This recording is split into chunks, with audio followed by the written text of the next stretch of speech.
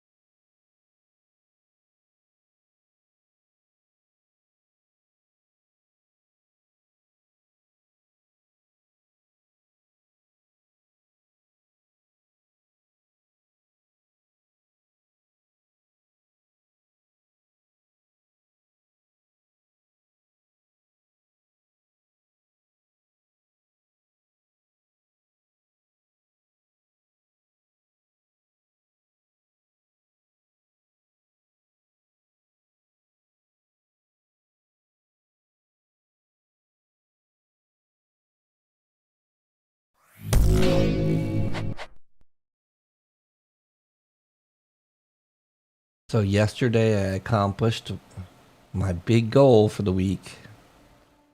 That was to kill Idris and salvage it.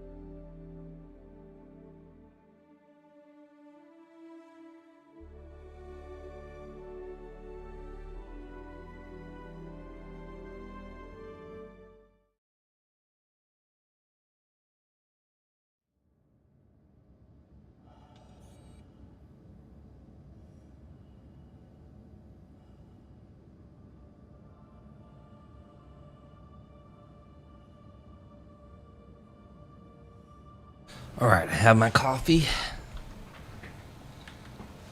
So now the question is, what do we want to grind next? We have the ERTs unlocked. We have the Idris missions unlocked. Or at least I think we have them unlocked. I may not. I don't know. I could try to solo at Idris.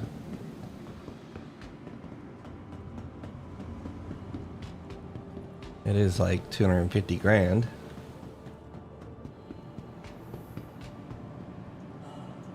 Welcome to the ASOP Vehicle Retrieval System.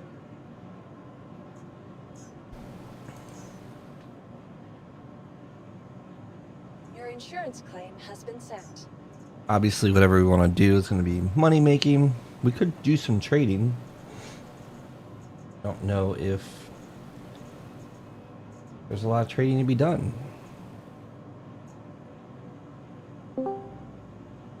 Good morning.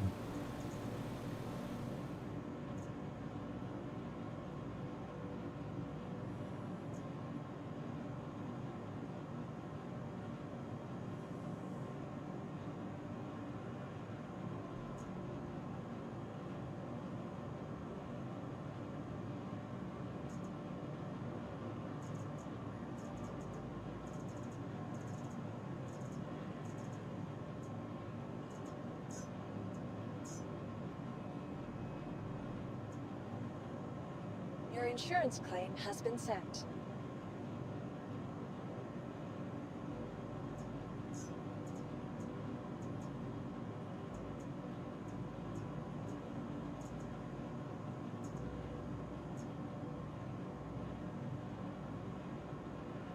We successfully killed the Idris and salvaged it yesterday to prove, well, not necessarily to prove, but to see how much money you get and if it's worth it. How much is it, Nice? Well, it's upwards of $1 million. We got 700, Really? and we didn't do You're it. joking. We had just about 100 boxes when we decided to call it a day. A lot, my friend. It is quite a bit, yeah. You know, across five, that was 4 of us, so across 4 people, that's only 250 grand for 2 hours of work. Plus the Idris kill was another 250 grand, divided by 3 or 4. So it's not a So ton. you got the one guy on the reprocessing, on the salvage guns. Well, we did a reclaimer, so we had 2 salvage guns and 1 in the back, and I stayed Salvage guns and one on the back. and I stayed in the pilot seat because we were in Atmo. So Oh. With the reclaimer in Atmo. yep. Well, we're at Ida, we're at a moon. We couldn't control where the Idris spawned, you know? All else we could do is Mine was on Your insurance claim has asteroid been belt, sent. so it would be nice to salvage.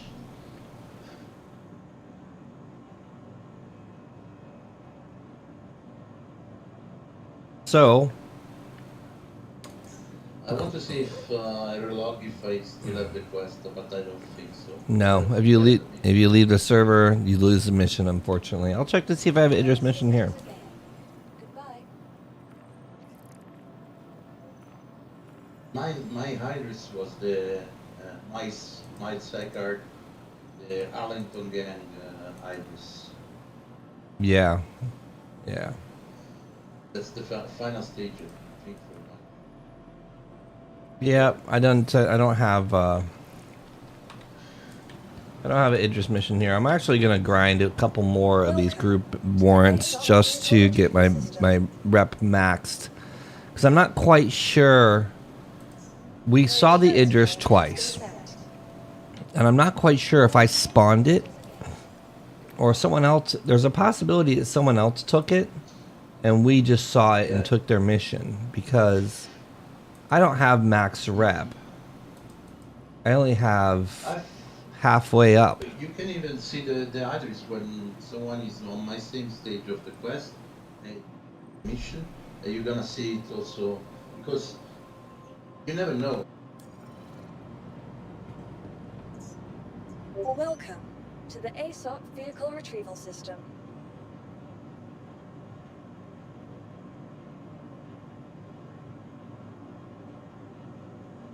Yeah, well, the question is, what's the floor for seeing that? Like, if you're just on the very first Eckhart mission, can you see the Idris if someone else spawns it? Or is it, like, once you get halfway in rep, you can spawn it and see it? Like, we don't know the... You need-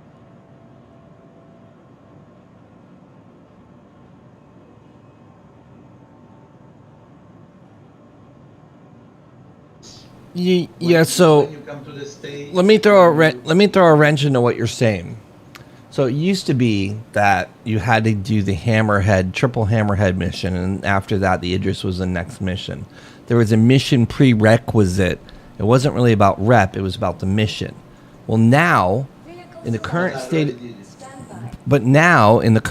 of the game, if you've done no bounties, and I'm not talking about Eckert, I'm just talking about bounties.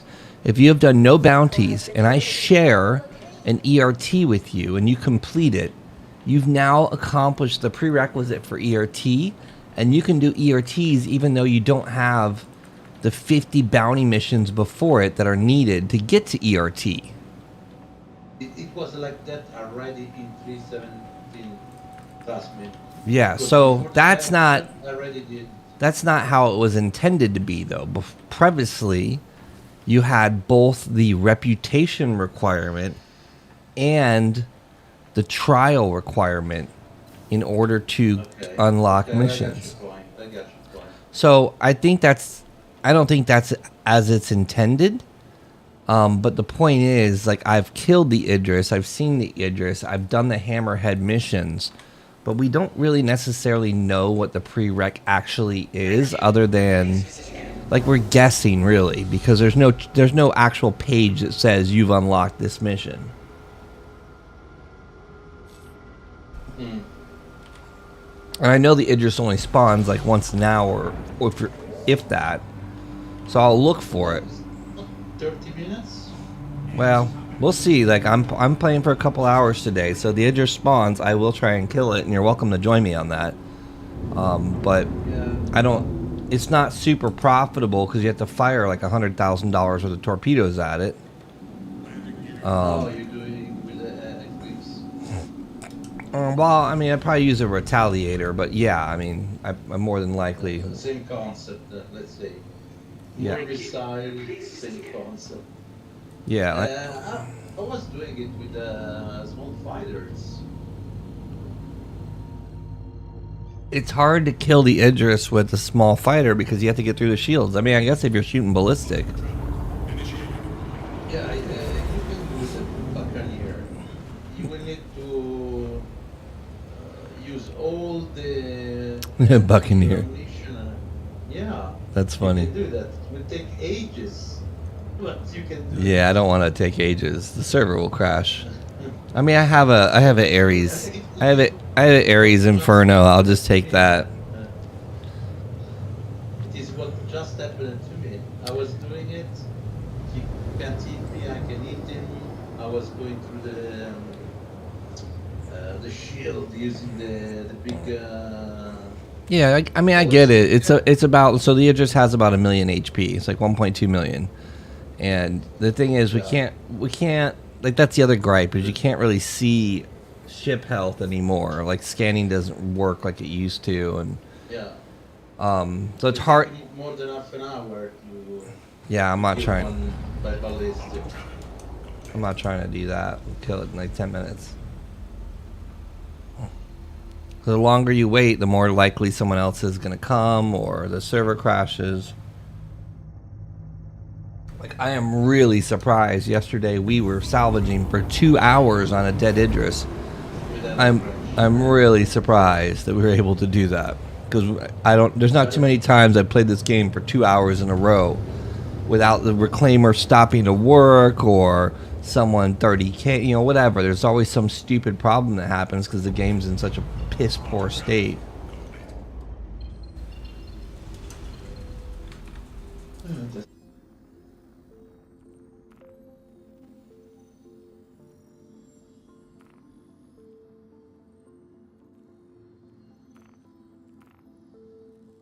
I've got a lot of ships. I could do it a couple different ways.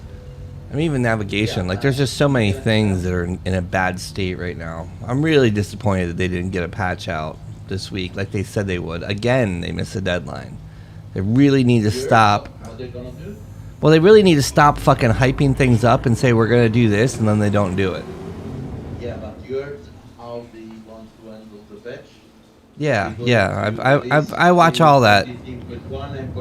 Yeah, we have the dev trackers in the Discord. Like, we see all that. But my point is, like, this is an ongoing thing with this company saying that they're going to do something and they don't do it. And I have friends that can't play. Like, there's thousands of people that can't play, and the game is broken, and they won't refund them, and they're, like, not responding and doing due diligence. Like, it's crazy.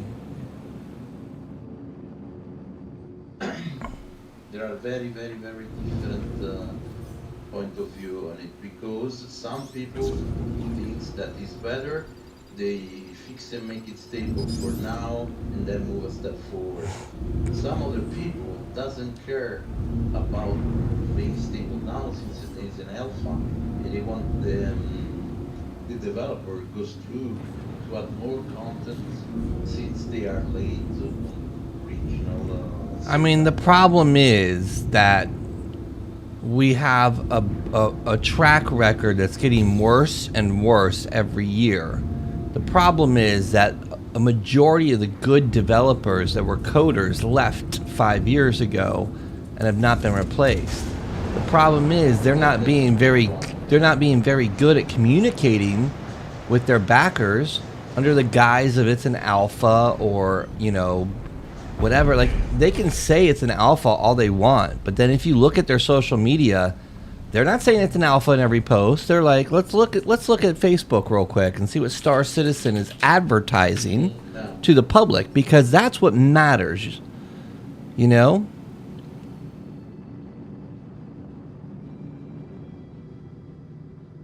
I mean, their posts are, good luck to all the racers tomorrow.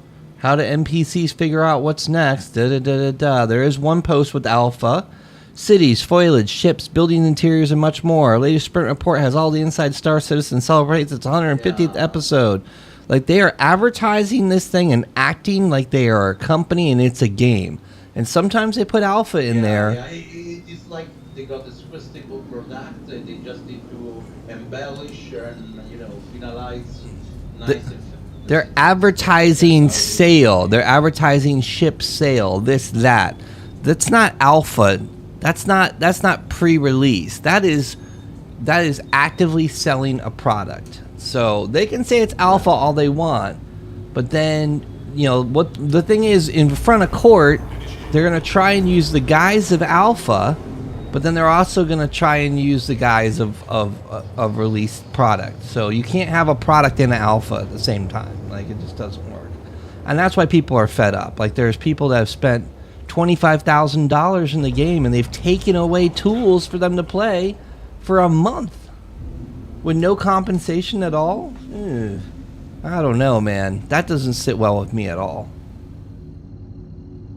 And meanwhile, you got devs going to Bar Citizen and pretending everything's hunky-dory, continuing the media campaign while people are like screaming the house is on fire around them. So I mean, I get it, parallel development and all that, but I think that a lot of these things are just becoming more like excuses, and I'm not the only one. Like, that I just was watching a streamer yesterday that had 300 viewers. It's like, I'm not playing this game. He's literally telling his chat not to give these guys any more money, because you gotta hurt them financially for them to pay attention, apparently. But the problem is, there's always going to be more, because their marketing cycle is us, the players, sell the game, and those that leave are replaced by new players that come in that want the next level of ships. Like, their artificial scarcity works so well.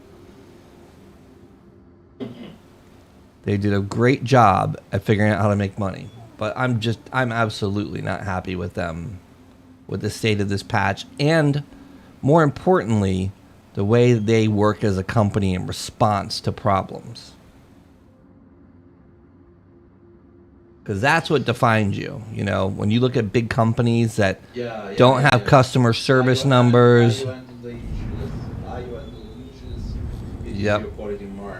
Yeah, because everybody always happen, but once these are, you react to it. Yep, exactly. It's totally with you. But we are not talking about a real enterprise here.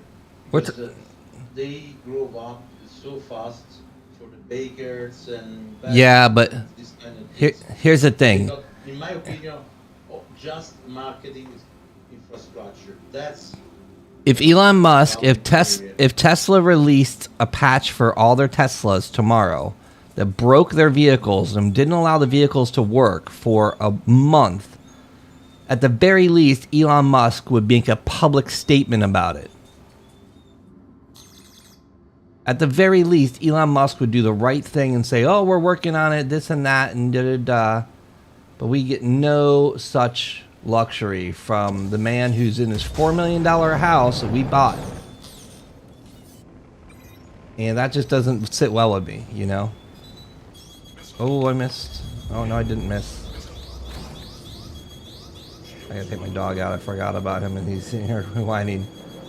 So there's just like they are absolutely not handling it well. For the mods to sit and chat and just constantly be deleting posts because their customers are pissed off.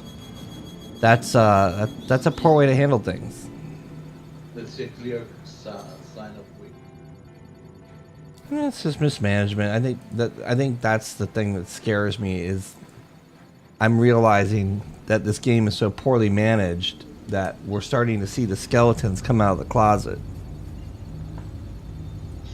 And then the proof in the pudding is let's look at this patch again. So this patch, last year we were due 4 patches, and Pyro being one of them, for like the second year in a row, right? So last year we were due 4 patches. We only got 3, and out of those 3 patches, it really was only one release. And then one of those releases was 6 months late, and it's broken the game for a large percentage of the players for 4 weeks already. That's some scary numbers when you consider Squadron 42 was promised 3 years ago. And it was this year. For 3 years, they said this year. Now they don't say anything. And now when people ask about Squadron 42, they say, we would love to show you, but we don't want to spoil it. So all these things kind of scare me a little, you know? I'm still playing the game. It's still the only space game that I play. Well, I mean, I've played a couple bullshit ones, but let's get it straight. Still, you know, the spaceships are pretty. But that's my rant about CIG today. I'm not in a good mood about their performance. But hey, let's go have a beer at Bar Citizen. I won't bitch. I won't bitch about Xylo. Xylo, I think, does some good work. He deserves a beer. But Knight Rider, he doesn't get any beers.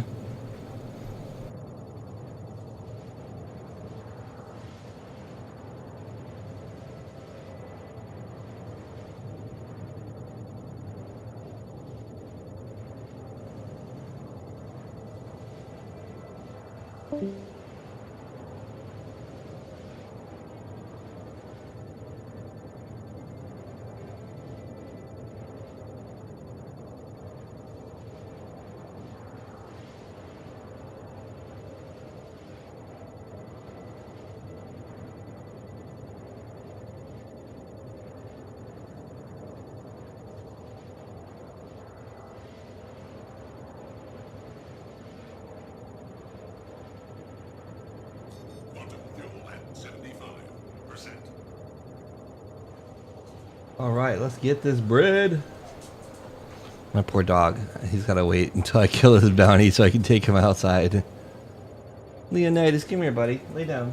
I know. I forgot about you when I was making my coffee. Ask what happens when you have tequila at night. Yes, I know. I know. We'll go. Okay. Lay down. He's like, Dad, I really gotta go.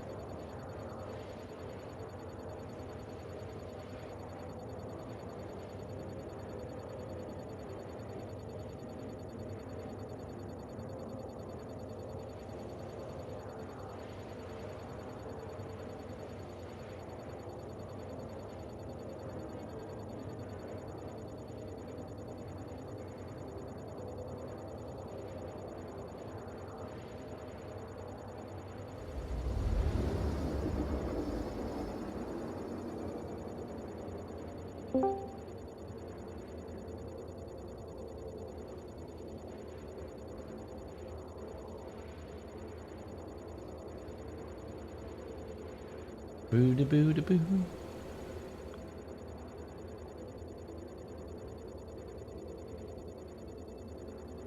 I think I hear a missile lock indicator ticking in the background. I'm not sure. I will be tickled pink if I can complete 3 hammerheads with 3 torpedoes and not miss.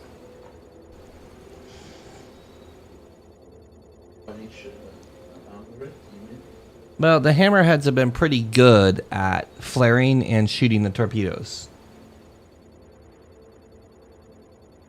Which is cool to see that type of AI behavior. But it's also that the Eclipse and the Tally can't really kill fighters with their torpedoes. I mean, maybe they still can, I don't know. So nerfing the torpedoes against what they're meant for is kind of like you have to get in there and drop it really close in order for it to hit them. And they're still shooting at it, but it's like the desync allows it to hit them, I guess. I don't know.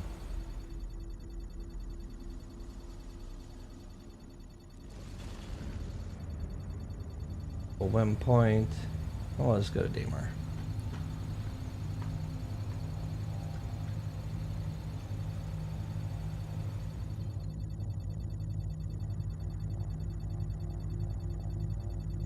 So no April Fools for CIG. They did something special or What do you mean? for the April Fool? It's the 1st of April. Oh, April Fools. Yeah. Maybe they're gonna go, hey, we were just kidding about the patch. Release now. Yeah. They were joking about another wipe, but it's nothing that you can joke. You know what I mean? Someone posts on their on the comments 500 million for this cringe, money well spent. Yeah. Talking about the guy walking around picking up water bottles that are laying on the ground. I swear to God, if they make a mission to pick up trash, I'm quitting the game.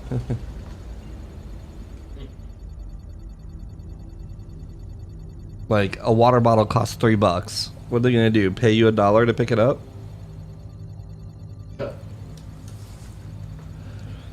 Sorry guys, food and drink is now gonna cost $1,000.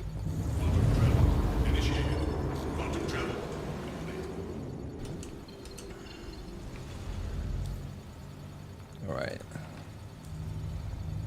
So you think that the Retaliator is the best option for that? Maybe. I don't know. But you I don't know. don't spend it per business. I haven't actually had a retaliate. So the thing is, in Atmo, I ended up taking the Ares Inferno over the Tally last night, and Lex took my Eclipse. So Lex was hitting it with torpedoes from the Eclipse, and I came in with the Ion, fired all my missiles, and then got guns on him. And I think I reloaded one time, came back, and it was dead. So there was another player there in a Tally, and I don't know how many times he hit the Idris. I don't know how much I got paid out. I guess I could check my VOD. Because I think you get paid out based off of how much damage you do, right? Yeah. You got the combat rating thing and how much damage you do. Yeah, so I don't know how effective we were. But Italian atmosphere sounds like a terrible idea, because the Idris can maneuver decently, and it's not a bad shot, so... You know, it's probably pretty dangerous to give it a nice juicy target. Like Itali's just not a good atmospheric ship at all. If there's any atmosphere at all, it can't handle at all.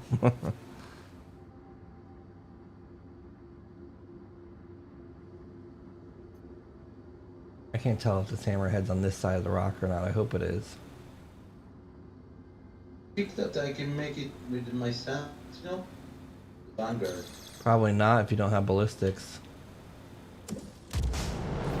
Big ballistic.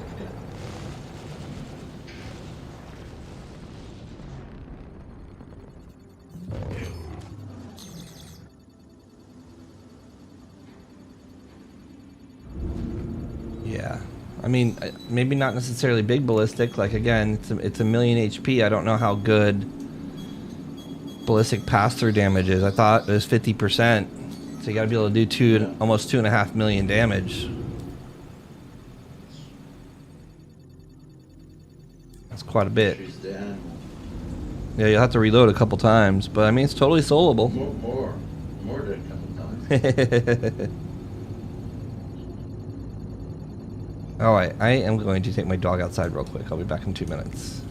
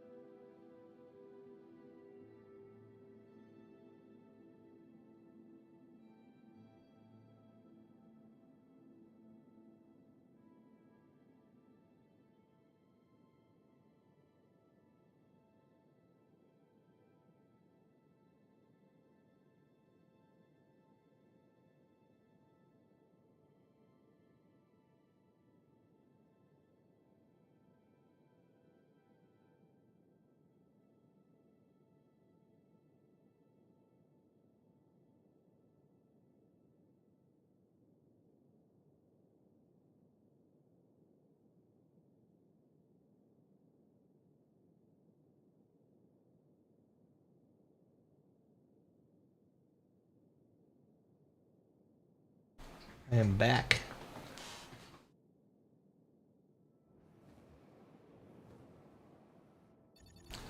Banging out. Record missions.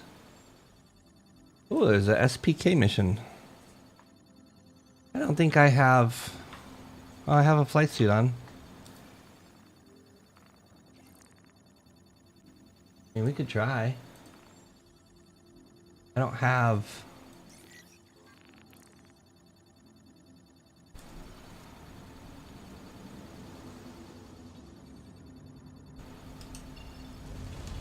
I don't have a gun or anything on me.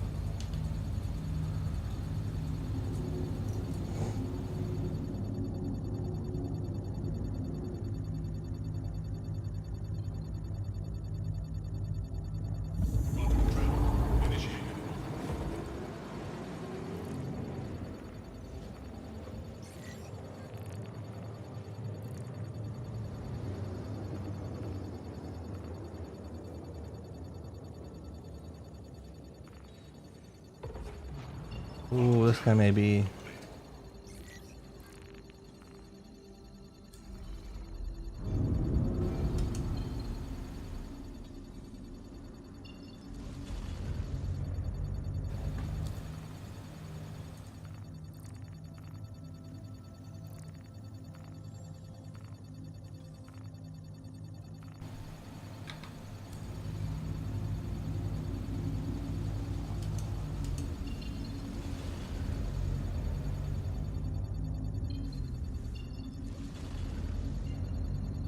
God, this navigation bug sucks.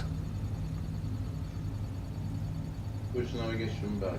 It's like navigation icons disappearing over and over again. Oh, the usual stuff. You missed the giveaway, April Fools.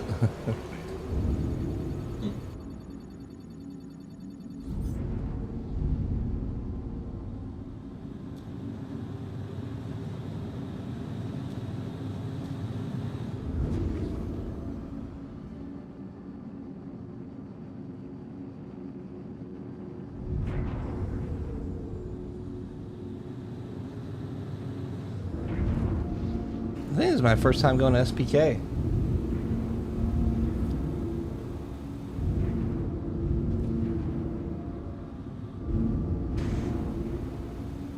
Interesting. I didn't know there are targets.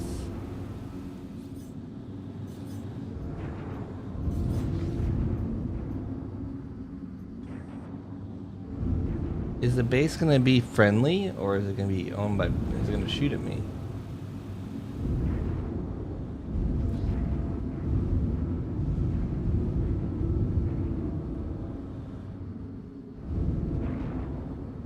Been able to complete the rep to the new Horizon platform missions. I have the Orison platform missions, yeah. What do you think? It's, Hold on. What's going on here? What the fuck? I'm bouncing around like someone's hitting me. No, I don't know. Like it's not. It wasn't good. It wasn't bad though. Interesting.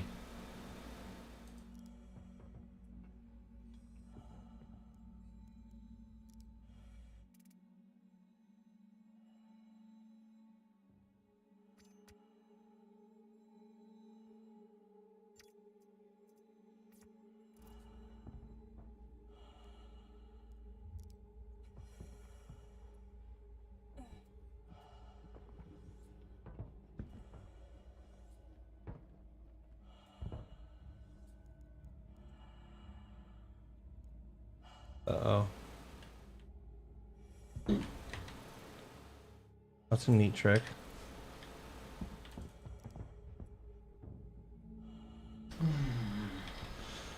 I may not be able to... There we go. Oh, great.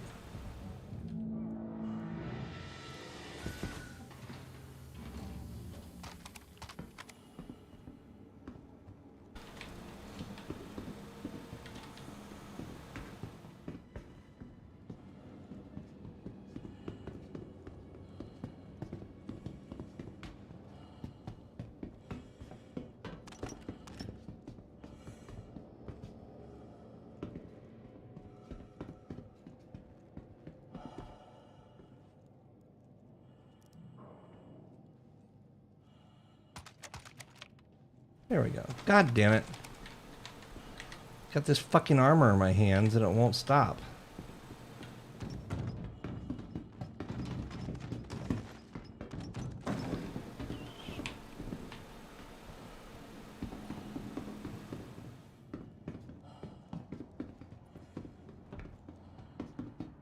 Where is my one bad guy I need to kill?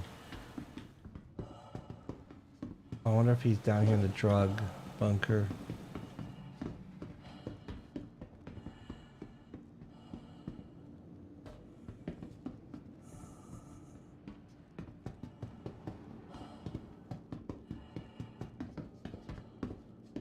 I don't have armor on because I can't.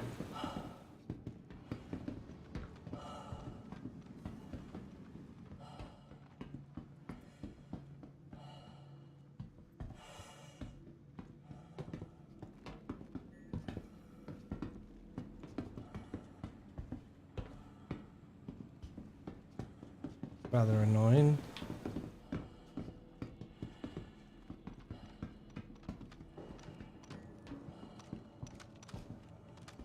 This is him.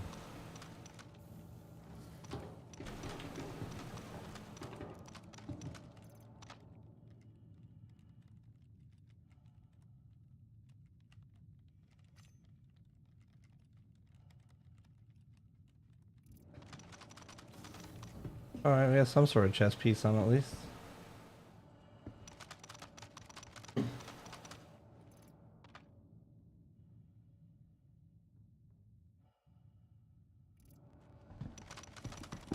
Wonder where the bad guy is we need to kill.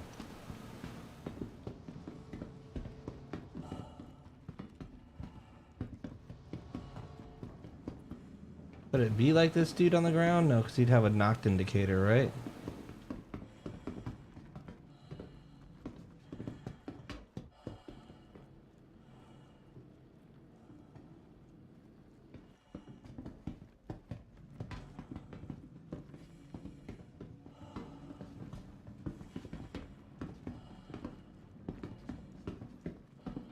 Yeah, gotta love the bugs.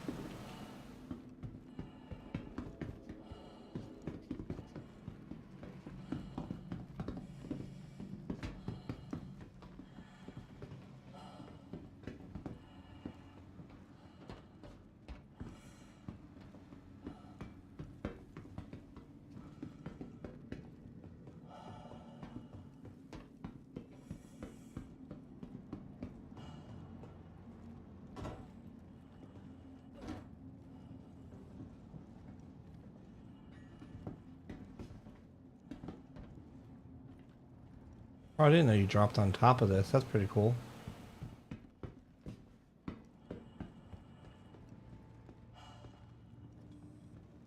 That's in that hallway. Okay, good to know.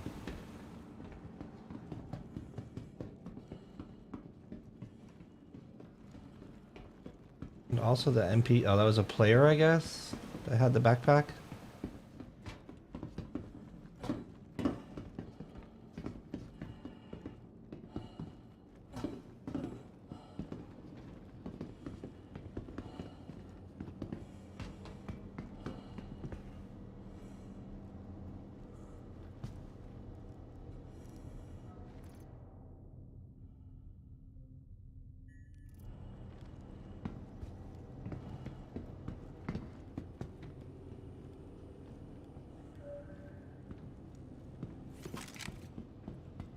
Better. Oh.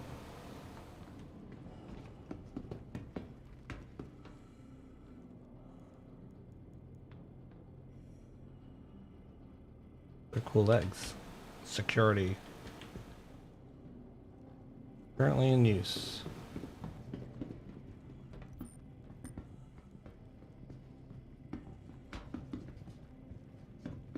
Yeah, there's nobody here. Unless he's knocked in the airlock somewhere.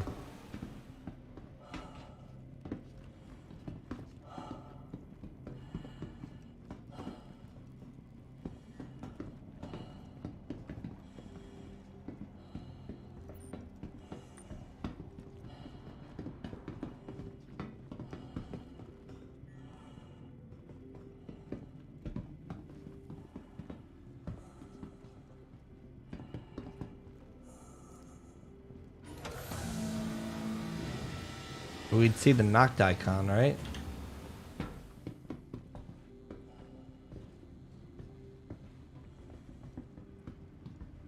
Not a... Oh, that's not an airlock.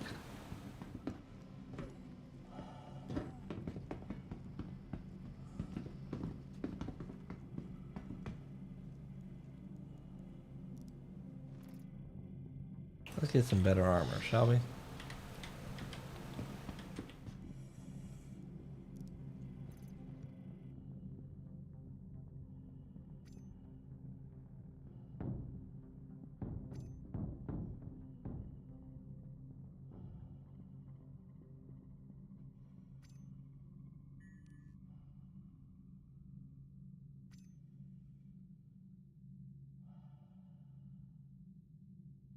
This game's so janky.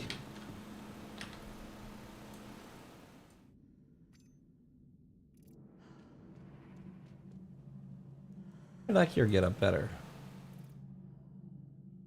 Yeah, now we look official. Let's take that.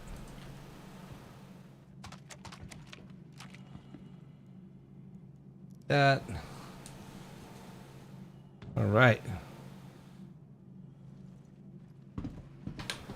I like how dope we look.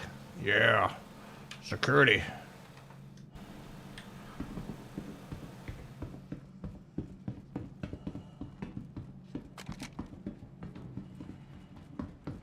Well, I don't know what to do about this.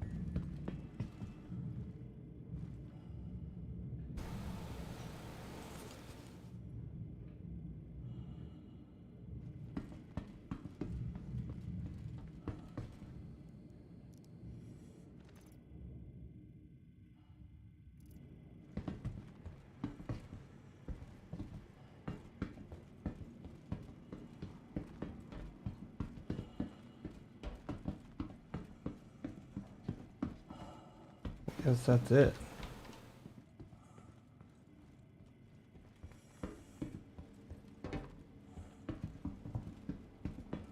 Ale.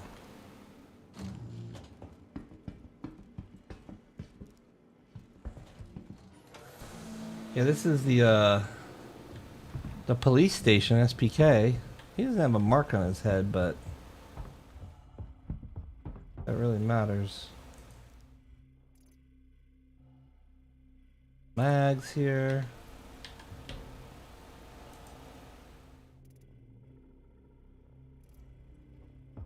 And that's like someone did that, so he could be knocked out here somewhere.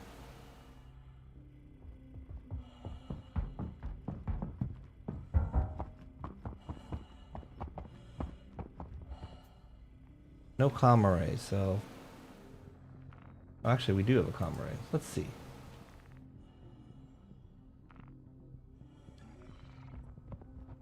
Nope, it's not Shadow Lord.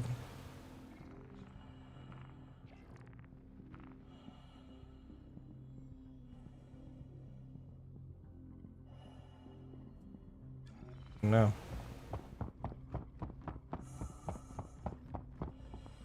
No bueno. No, well,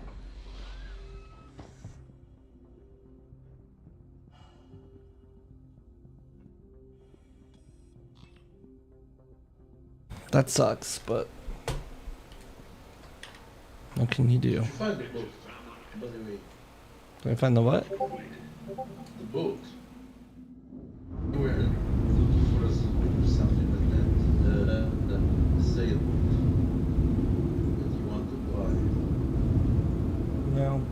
There's a box there.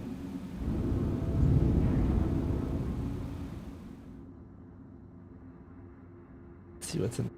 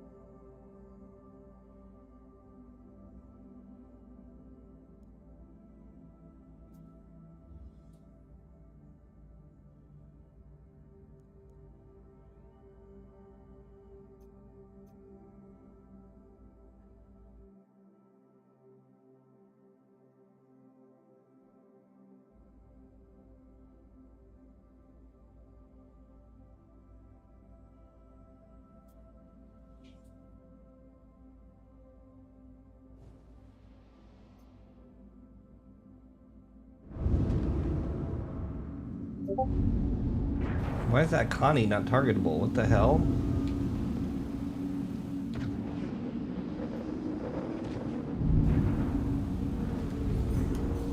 They got some things to work out, that's for sure.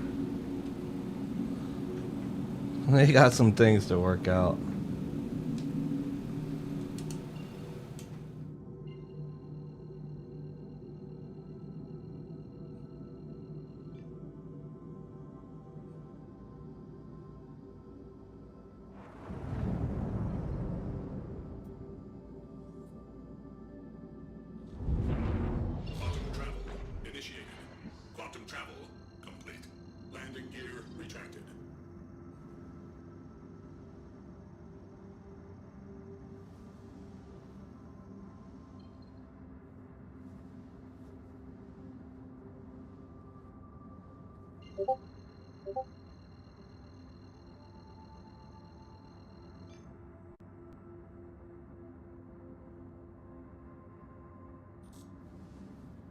Quantum travel initiated.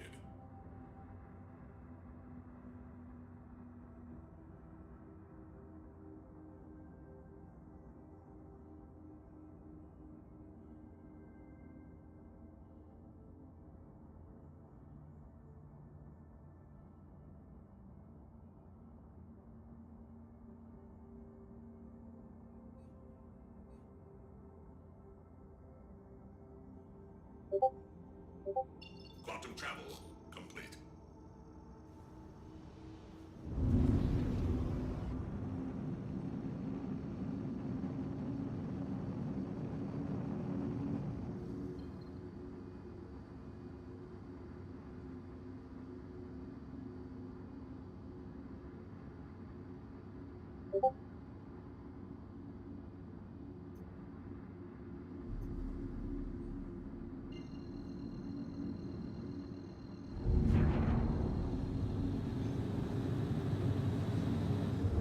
Oh, nice April Fools. Someone's talking about buying back their Orion. That's the one thing I haven't done yet. I probably need to do the Prospector gameplay just to see if Quantanium's as good as it used to be.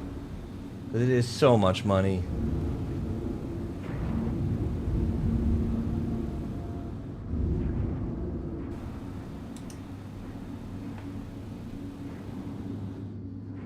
Landing gear deployed.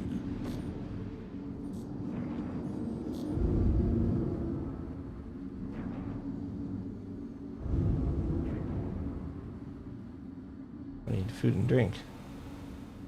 Landing complete.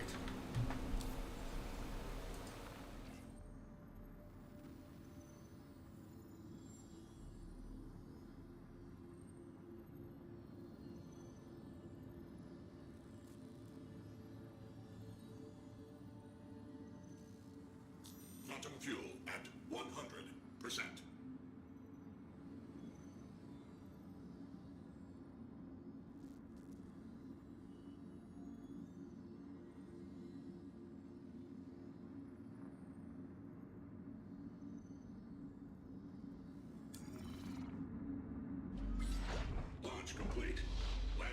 complete.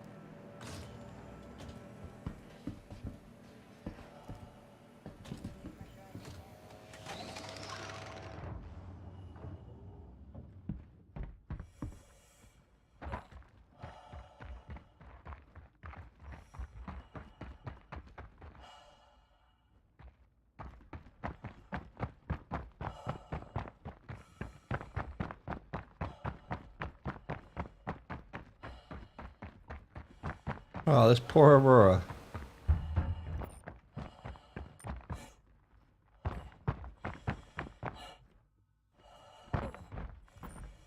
Buccaneer.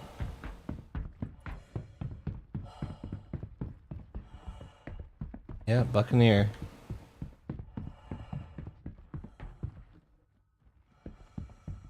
Upside down Buccaneer.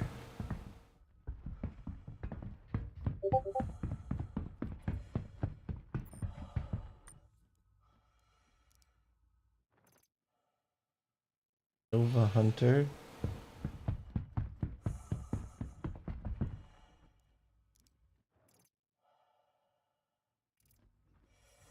Maybe there was a ramming going on here. I'm like CSI Star Citizen.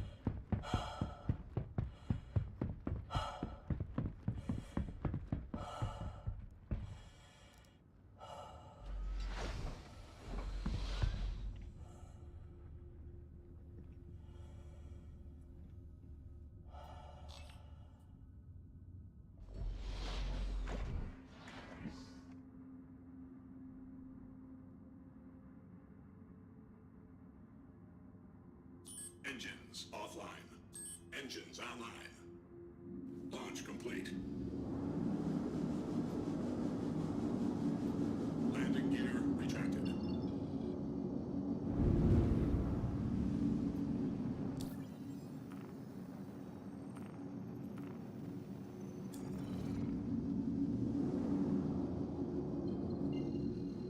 Let's go see if we can get the Shadow Lord.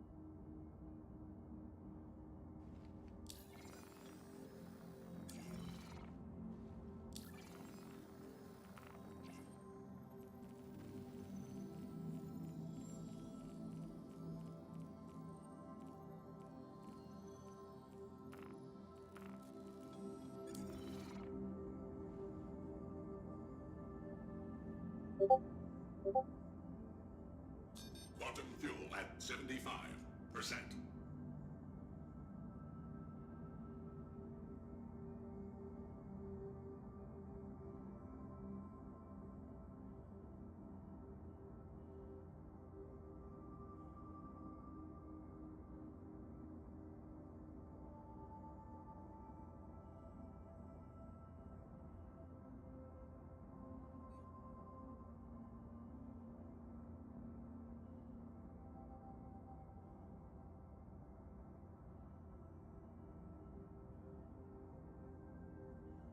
Oh, Lyria speed scanning is back. Interesting. We have to take a look at that.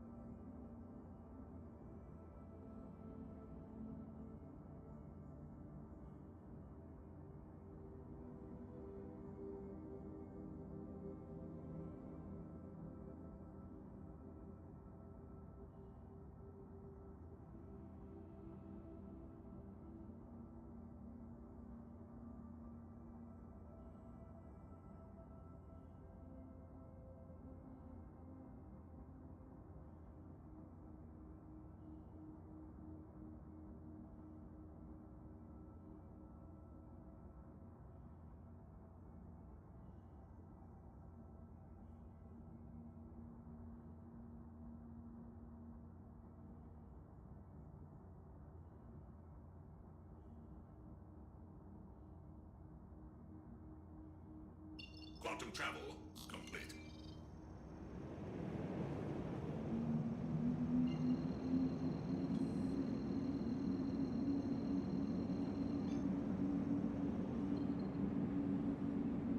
Quantum travel initiated. Quantum travel complete.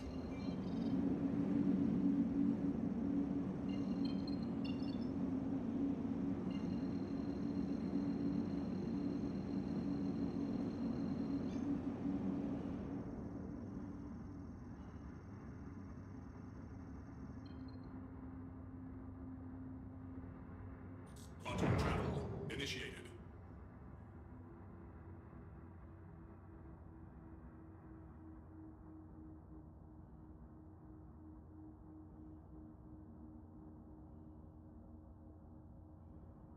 Quantum travel complete.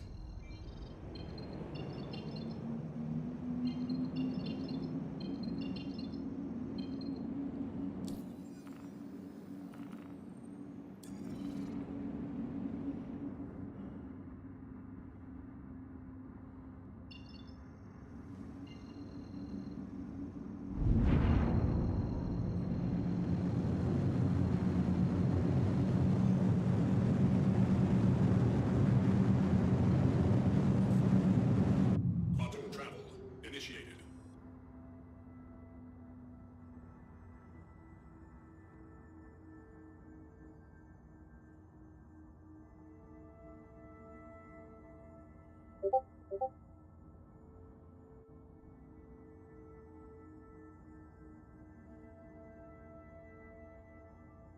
Quantum travel complete.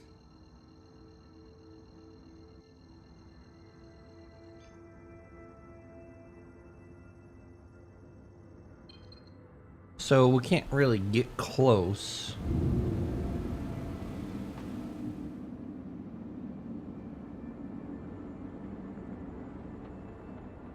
We gotta pretty much wait for him to be rescued.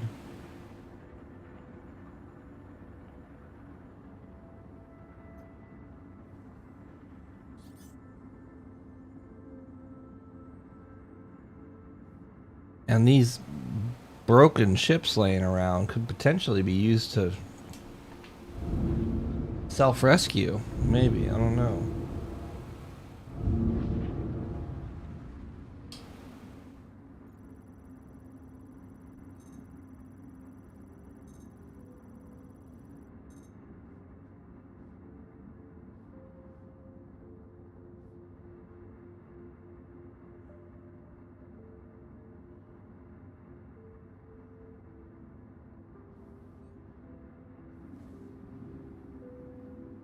Be advised, you are continuing to approach a restricted facility. Trespassing will be treated according to local laws. Be advised, you are continuing to approach a restricted facility. Trespassing will be treated according to local laws.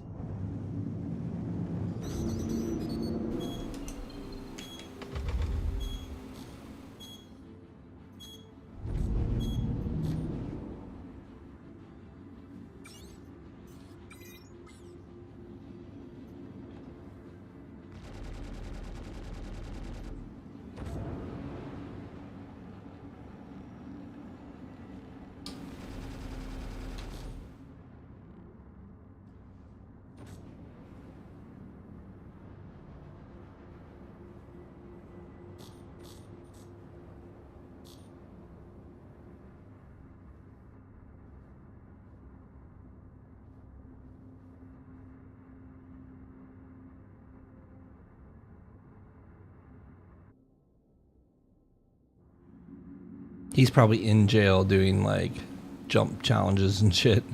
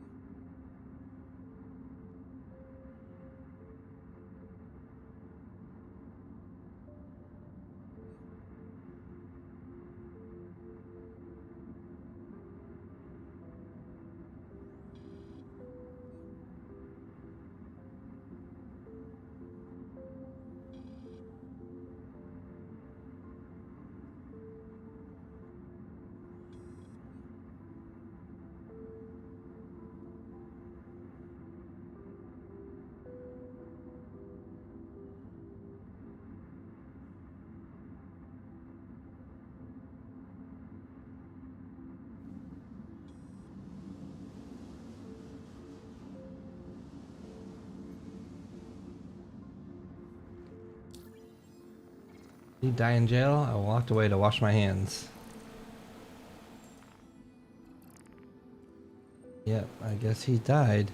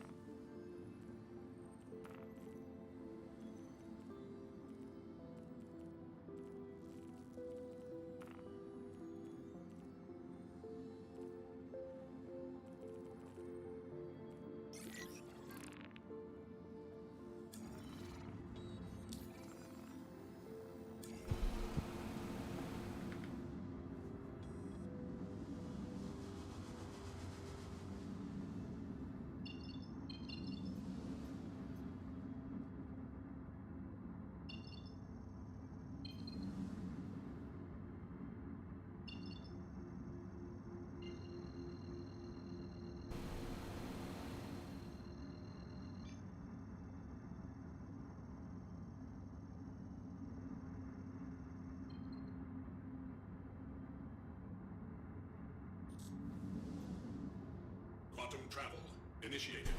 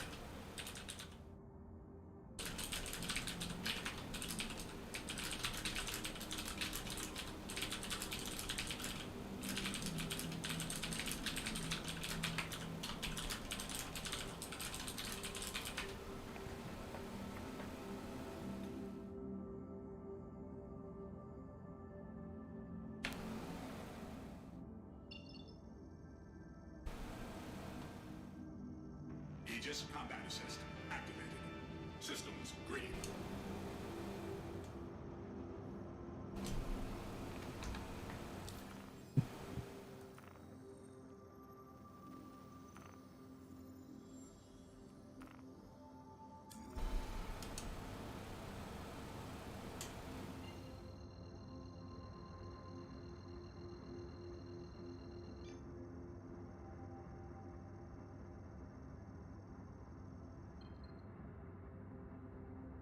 Quantum travel initiated. Quantum travel complete.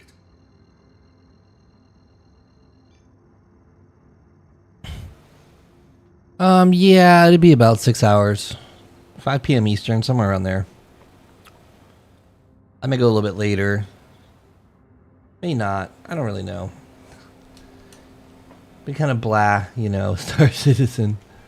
A good case in point is I see her trying to jump. Come on.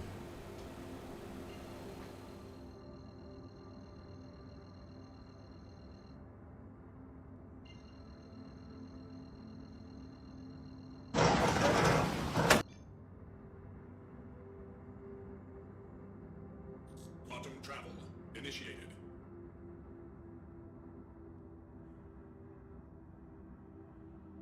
Oh, that sucks. I'm looking at a video of a tugboat sinking at the marina in Seattle yesterday. Oof. That's expensive to deal with.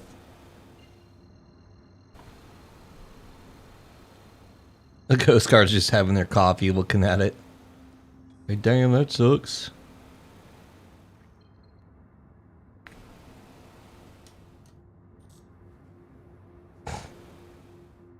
Quantum travel initiated.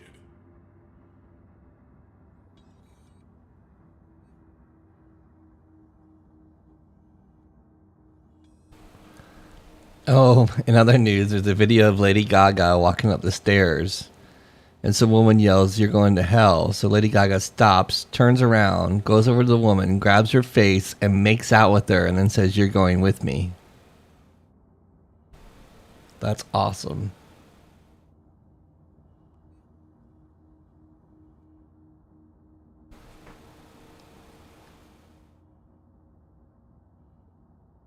Quantum travel complete.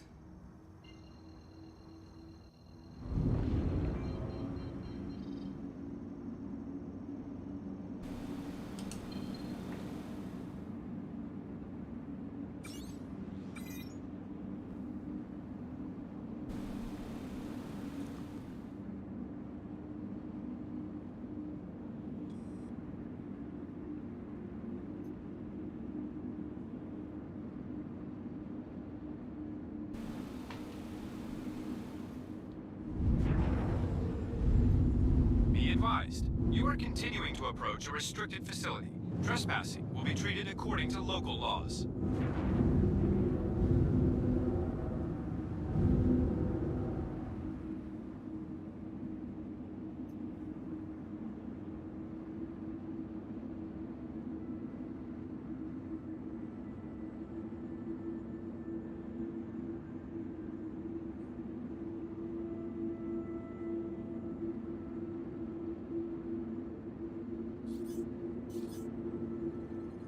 Missile lock. Contact.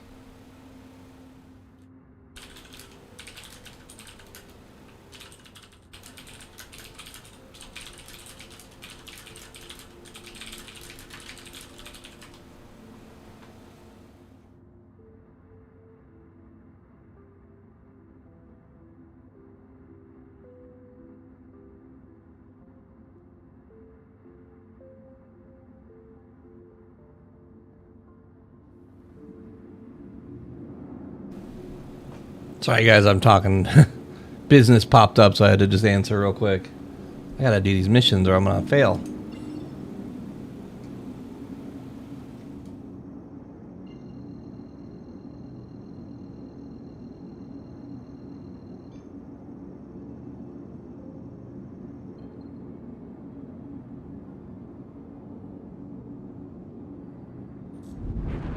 Quantum travel initiated.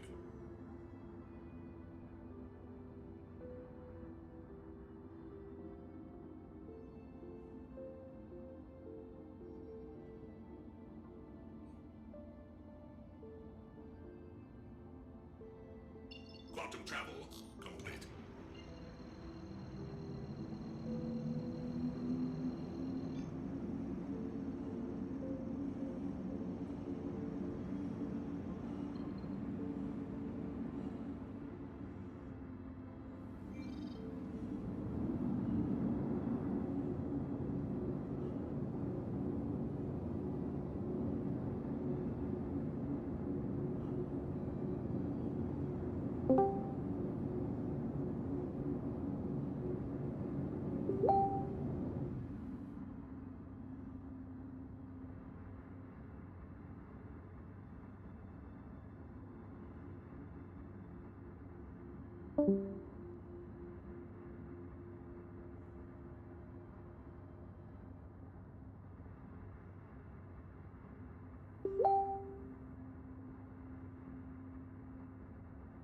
Hey guys, I gotta make a phone call real quick. Just sit tight.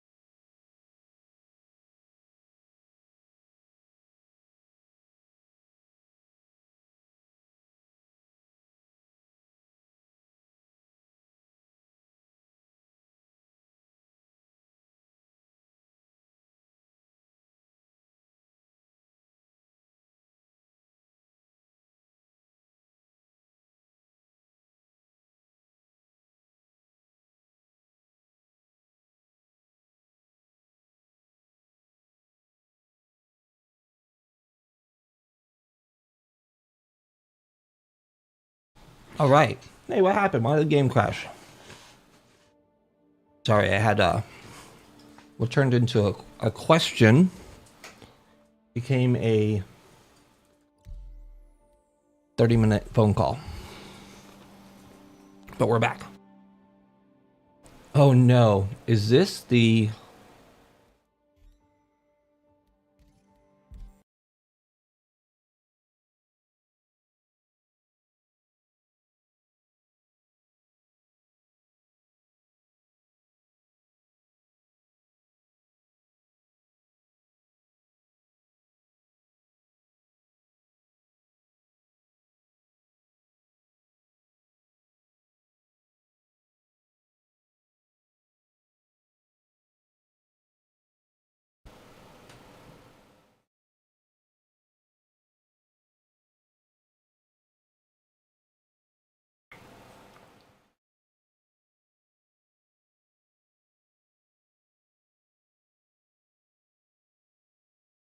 I guess I had to press the go button there.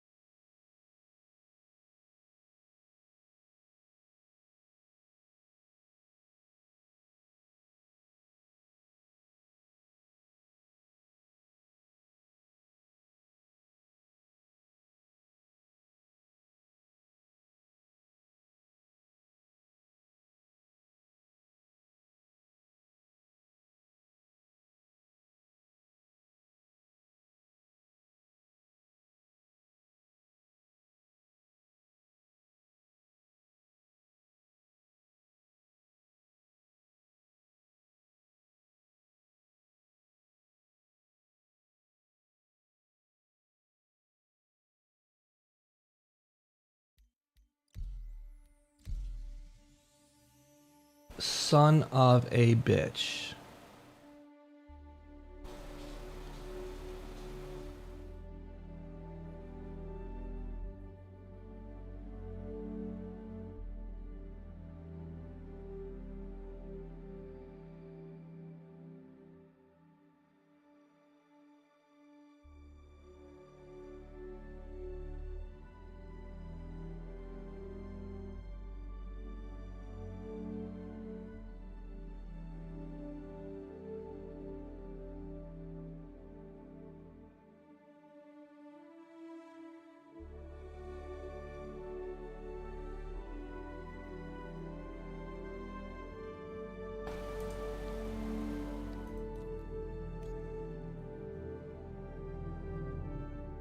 Easy workaround.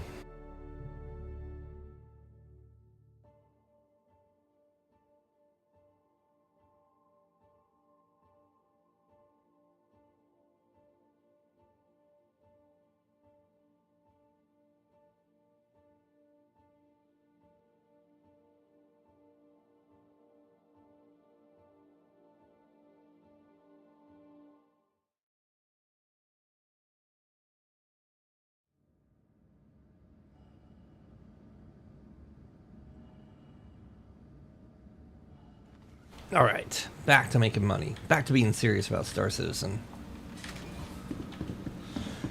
Maybe there'll be an Idris mission for us.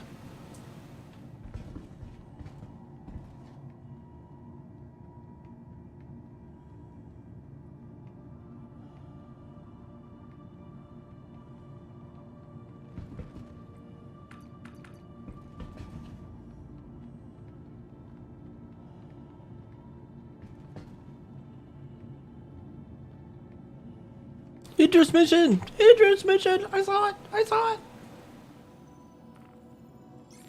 Oh, yeah.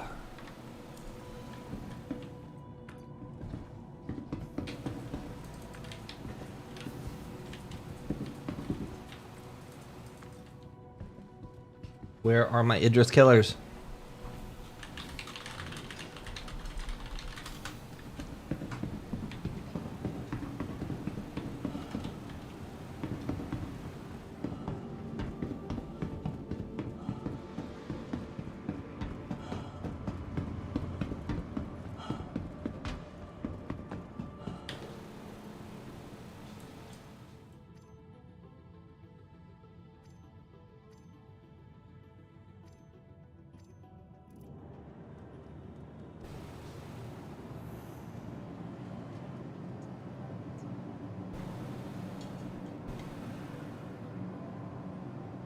Welcome to the ASOP Vehicle Retrieval System.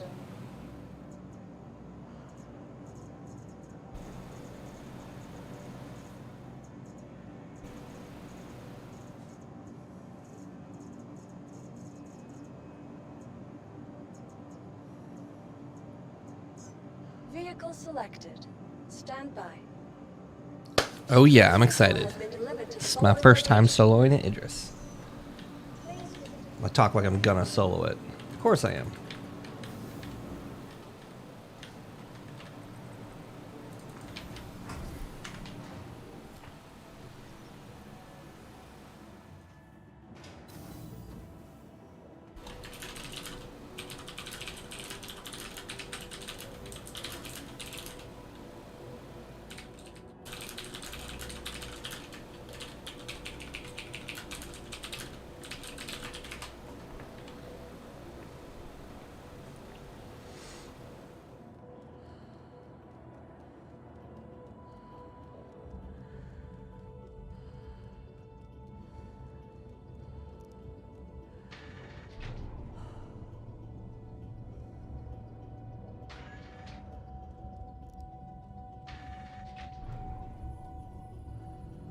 Idris, Idris, Idris.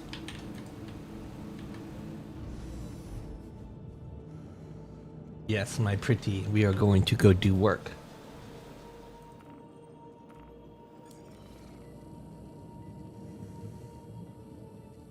Landing complete. Have a pleasant stay.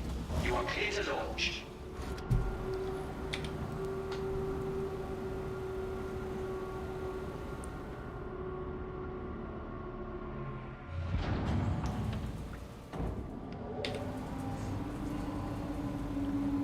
Aegis combat system activated. Systems green.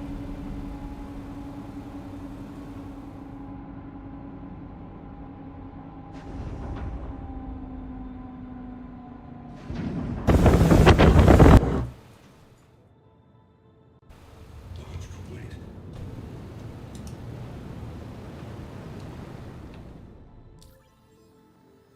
Landing gear retracted.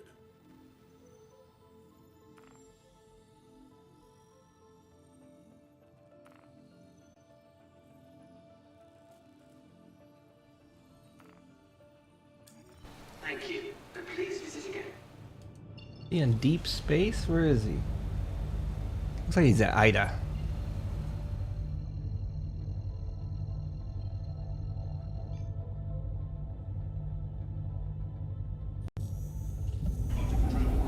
Let's do this.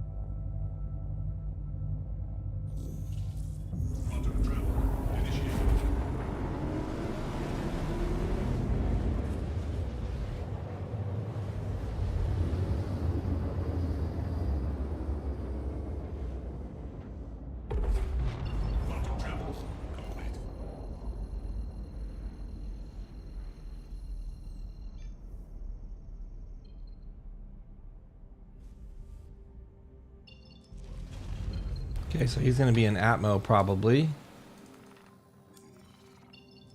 Ooh, he's not. Nope, he's not. He's gonna be in. He's gonna be at a. He's gonna be an asteroid field, and getting into an asteroid field with a retaliator. I'm not thrilled about that. The good news is he'll aggro to me and get pulled out eventually.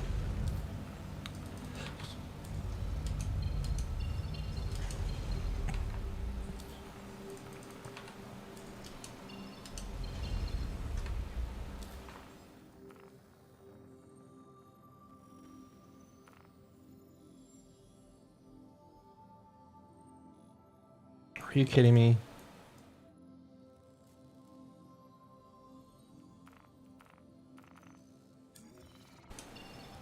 Oh, son of a bitch.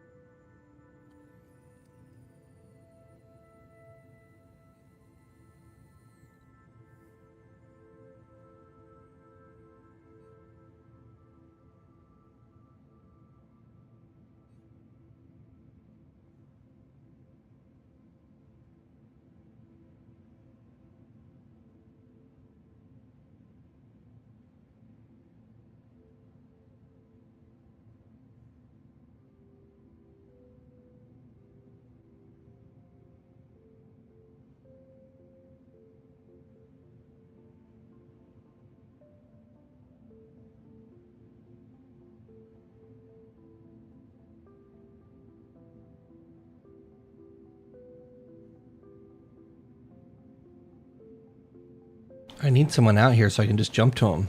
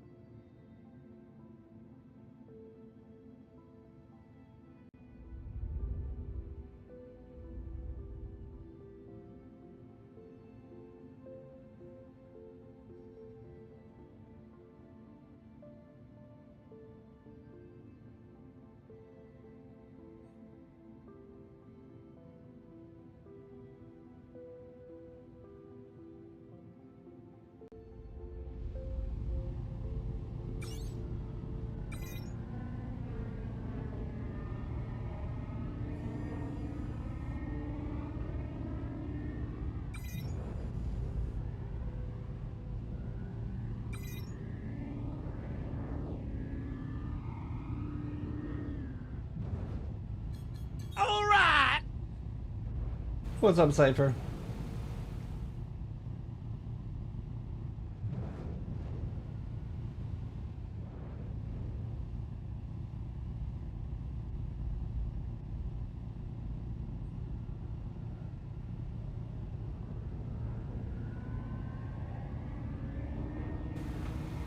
Where's the Idris at? Uh oh, we got ads. Oh.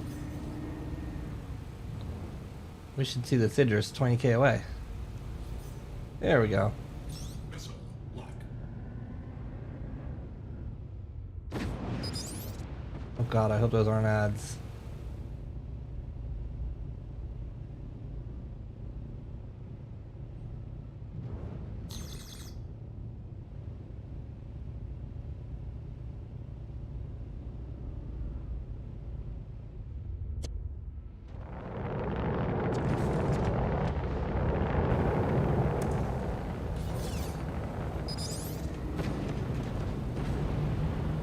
Hit him! Hit him!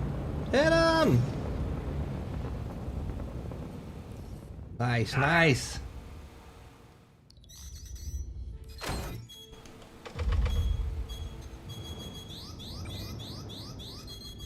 Shields under fire.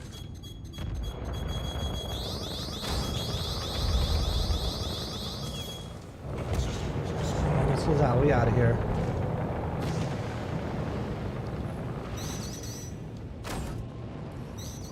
Good, we hit him.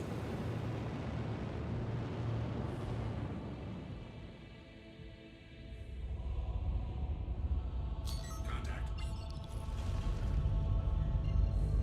Too close. What?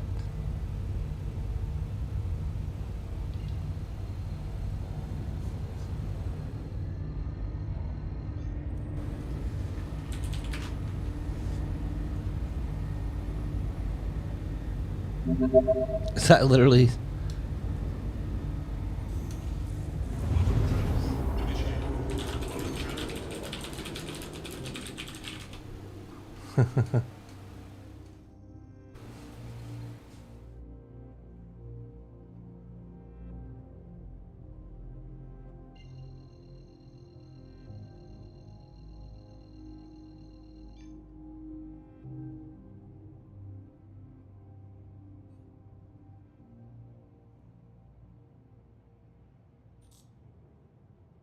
Quantum travel initiated.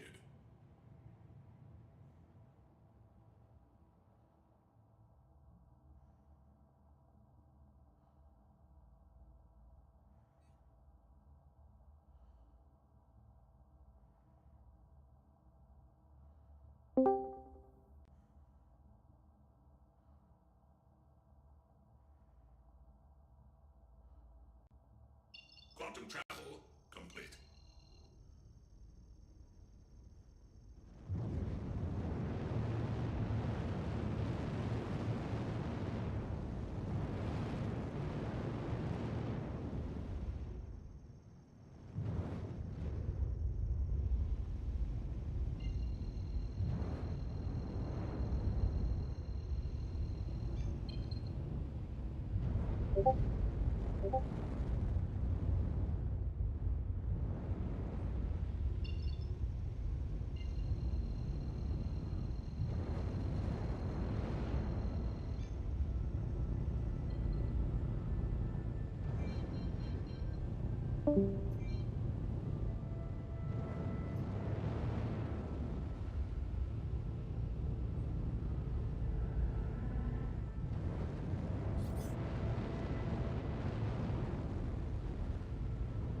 I wonder how many runs it'll take to kill it.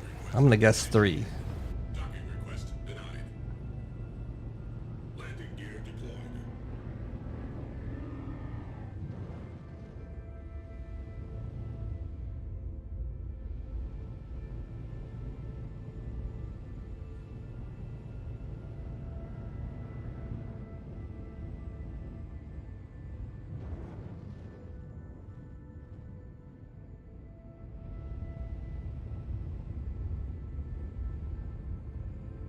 So many derelicts just laying everywhere.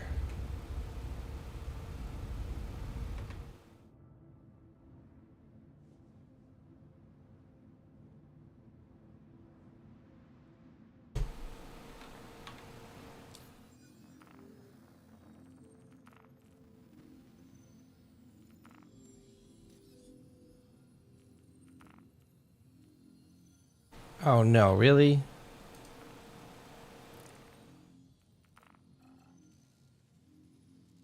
There we go.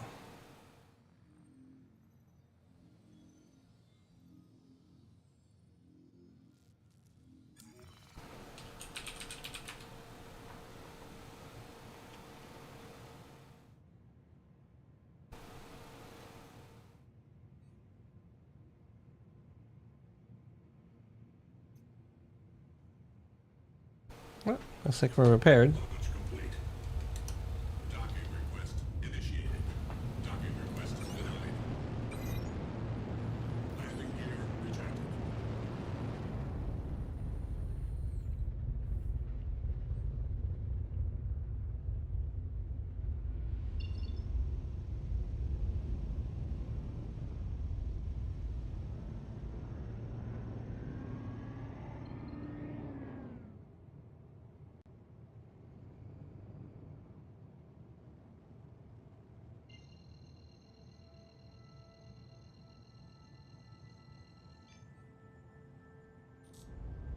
Quantum travel initiated.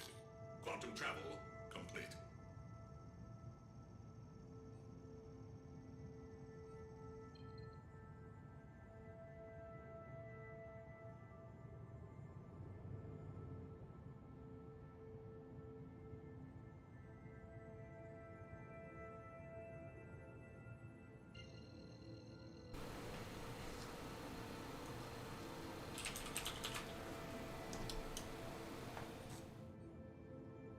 Quantum travel initiated. Quantum travel complete. No OMs again. This is so annoying.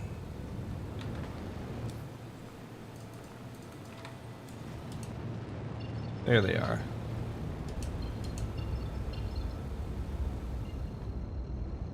Huh, great. Great job, guys.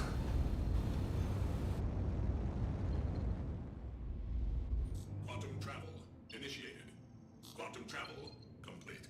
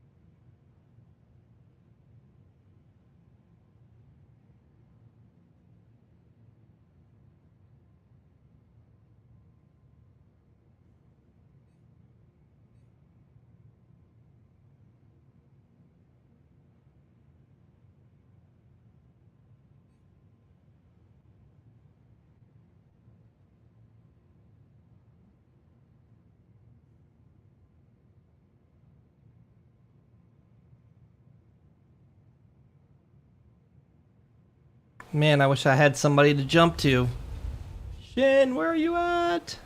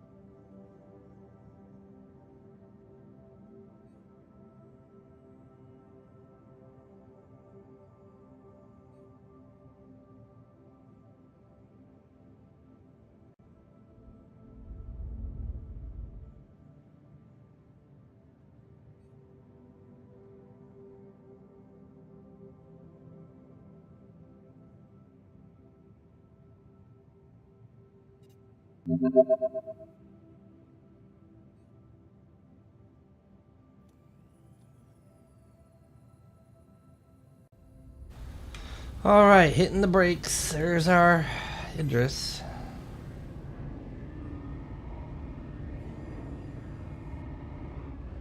Fire up close and then run away without dying.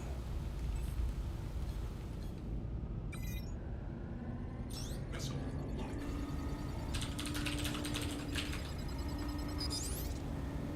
5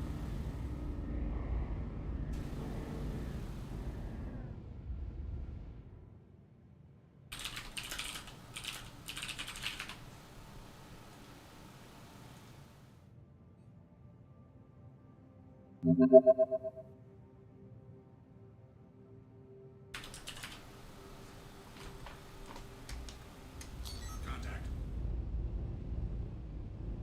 Contact. What's up, Rishi? You have to do that on Twitch. The bots don't work on YouTube, unfortunately. Our contest is on Stream Elements, so.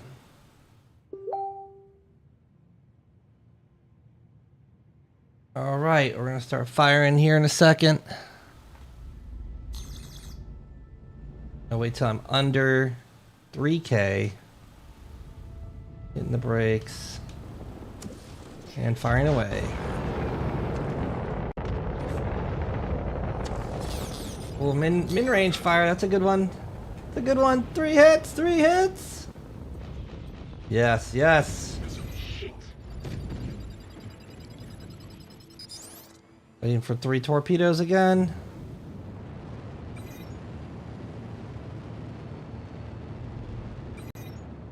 There we go. Off access. Fire! I don't know if that last one's gonna hit.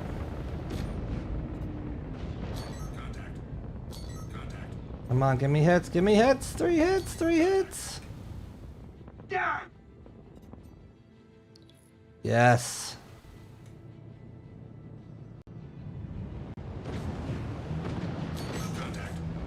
That's how it's done. We must get more torpedoes.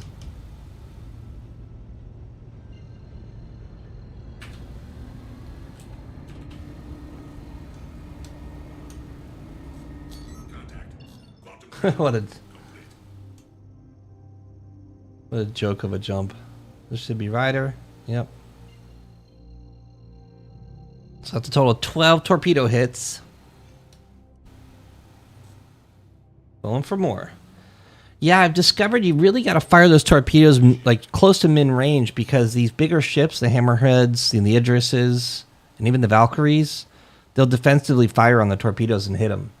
So you got to kind of like, what I've been doing that's working is I'm firing my torpedoes and I'm moving off axis. I'm trying to like leave my torpedoes away from the direction that my ship's traveling. So when the Idris targets me and takes me as a, you know, I get aggro over the torpedoes and they hit them. And it's been working so far. Knock on wood. I had a really difficult time with the Eclipse killing Hammerheads when I got into them because I was firing at max range and like the Hammerheads were just shooting the torpedoes down. Rishi, it's been bad. Like, it's been the worst patch CIG's ever put out. When it works and the performance is good, that's neat, but like there's just so many problems. Like, it's the worst. Literally the worst patch. I have many friends that can't get in the game and haven't been able to get in the game all month.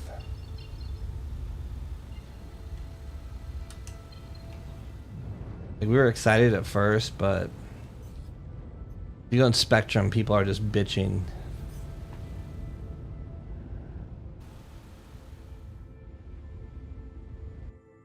Looks good though.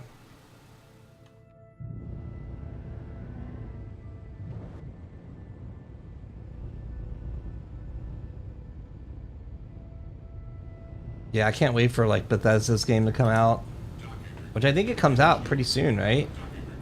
I just need a new game to play because I shouldn't be supporting like CIG needs to see less people spend money and less people play the game for the way that they're developing the game right now. Like, this is kind of like, I've seen so many people just say this is the last straw, or I'm going away. I'm not supporting them for a year or whatever.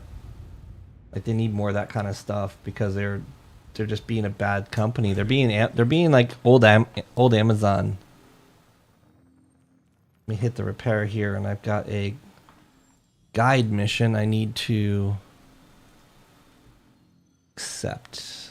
Let me get up in this, friends. Team Tama. Oh. Invite to.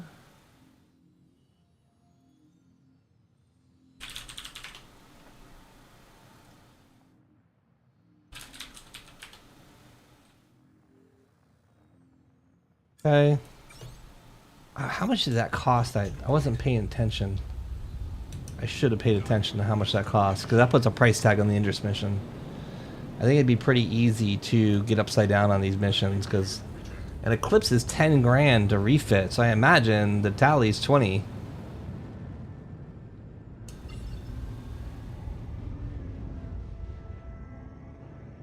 Place to jump to.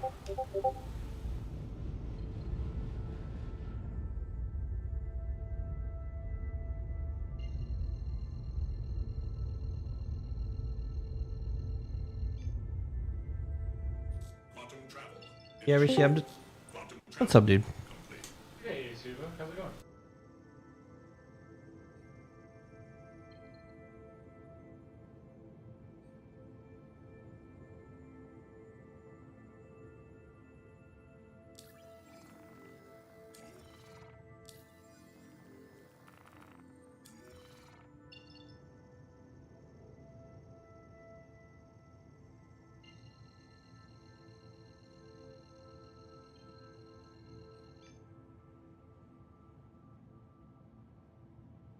Quantum travel initiated. Quantum travel complete.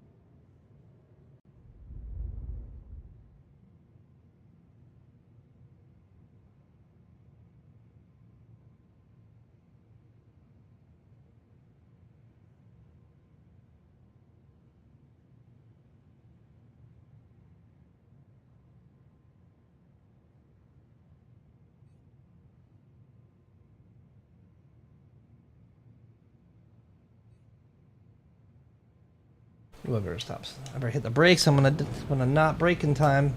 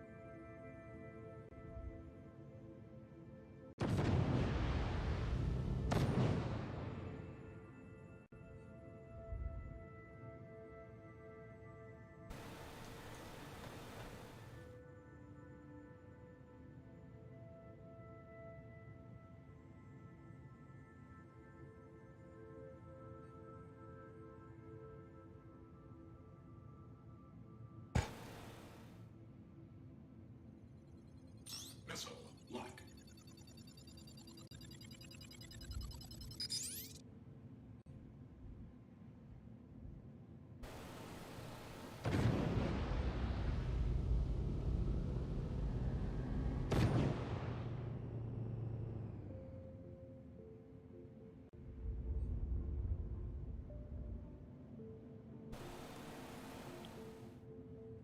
Yep, that's kind of its thing. No loading screen.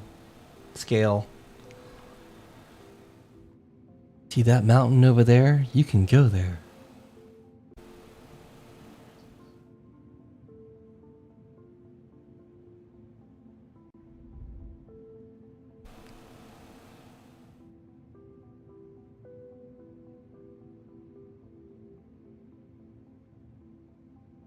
Alright, so we're trying to kill Idris here. This is my 13th torpedo going out. See how we do. Oh, she's shooting at us.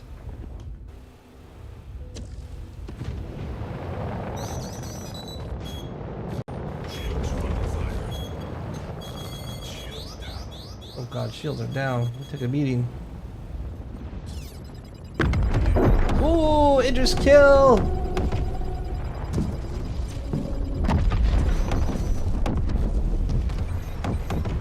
Biggest ship in the game is dead. Woo, that's pretty. Here's something with your name on it. Oh, I got a buccaneer here shooting at me. That's not good.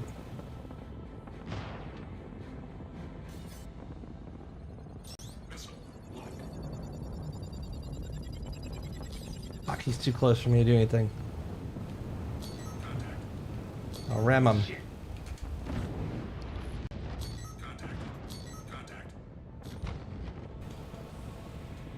Contact. I don't have any support to... Shields under fire. Contact. Damn it. There's so many bad guys and I have no way of killing them.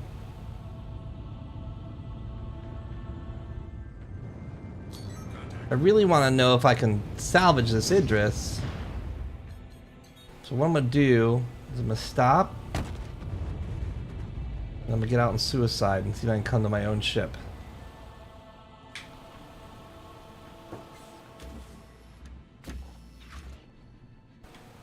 Do I have a suit on? No, I don't.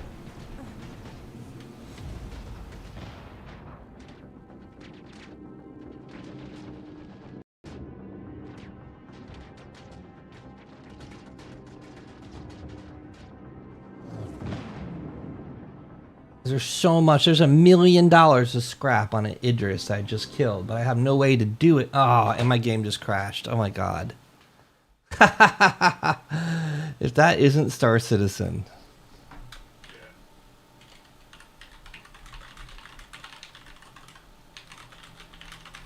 Oh, so Fleet Manager, is that the... Yes, that's the terminal to call your ship. Okay. Here you go, hit retrieve.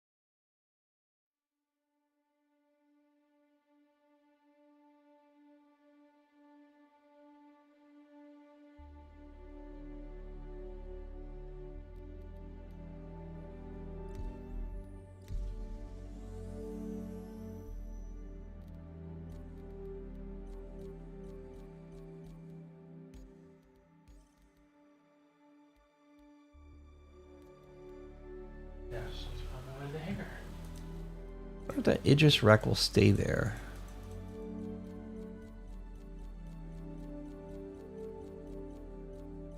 So if you called the ship from the terminals, you should see a sign that says space or elevators or something, hangars or something like that.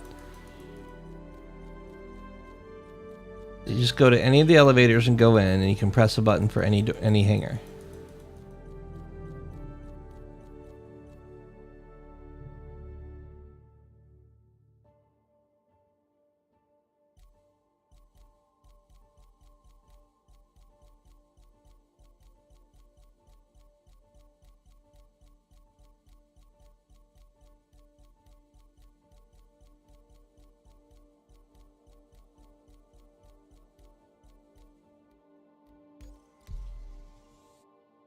Guess I'll just try to load instead of going to get my sweet Idris. It's only $1 million, no big deal.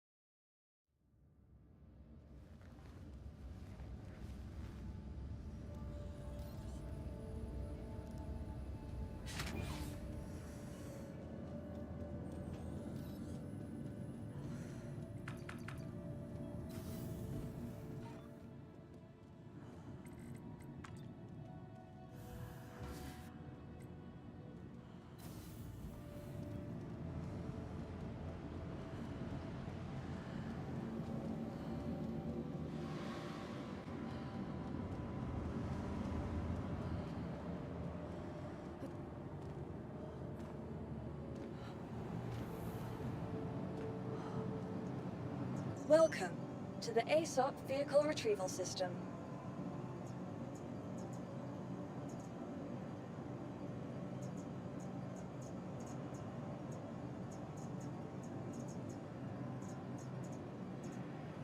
Please visit us again. Goodbye.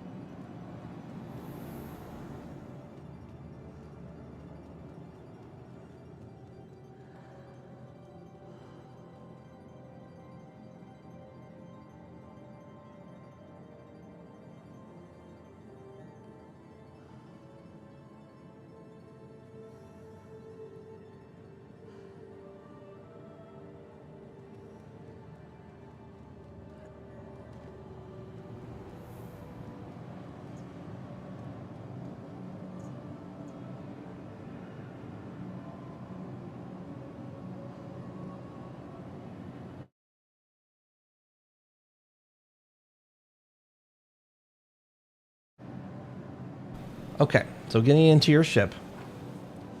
The power modules of your ship are U for everything, I for engines, O for shields, and P for weapons. But all these are turned on with the key press R, which is also flight ready. If you were to look around holding F, you would probably see flight ready somewhere on the ship. Every ship's layout's a little bit different, so I don't know where things are. Once you're flight ready, you're going to have a hangar door above you that you need to open. You can open the door by either using the Moby glass and going to your comm panel. So F11 is your Moby glass. Click on your comm panel would be your comm link, and then your friends, and you'd see the station as the first list. And there's a little box there to radio them. So that's one way to call them. You could also change one of your MFDs to comms, and in that MFD, you could select the station there.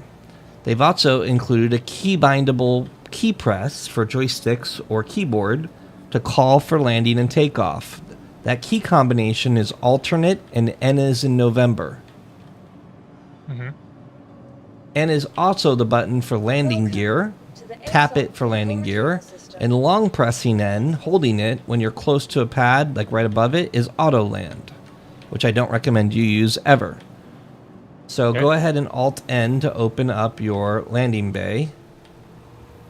And Do I need to call comms first? well, the Alt N does that. Oh, cool. And you should hear a door above you, and you should hear clear for takeoff or something along those lines. Yep, you are clear to launch. And I see the door opening up. Depending, like, there's different types of hangars in different places. Sometimes it's in front of you. Most of the time it's above you. Yep. So It's let's above me. let's do this real quick. Since it's above you, let me teach you a trick and show you how to go to external camera. F4 toggles through your cameras. Okay. When you're external, holding down Z is free look, and it allows you to rotate your view. Now, one of the problems with trying to fly external view is it's very difficult because you can't see your V-joy. So there's a key press that really helps you in this world, and that is right shift. It is a toggle. There is no indicator that it's been pressed, but if you press right shift one time, it'll lock your yaw and pitch so your mouse input does not change the position of the ship. Okay. So have you pressed right shift once yet? Yep. Okay, now hold spacebar a little bit to strafe up. Okay. Yep, it's working. Okay, so now if you move your mouse, you'll realize your ship does not move, correct? Correct. Okay, so W, A, D, and X are forward, left, back, right. Q and E is roll, spacebar is up, and control is down. So staying in exterior camera for now, just so you see how most people take off and land, exit the spaceport. Okay, I've exited the spaceport. Okay, then you want to probably go back into your internal view. And you're going to want to hit right shift to get your controls. Okay. And you're going to want to fly up, straight up. Cool. Now, you're pressing W to go forward. On the left side of your HUD, you'll see like a little, you have two lines. And the line that's your speed, there's like green and red, and there's a little box.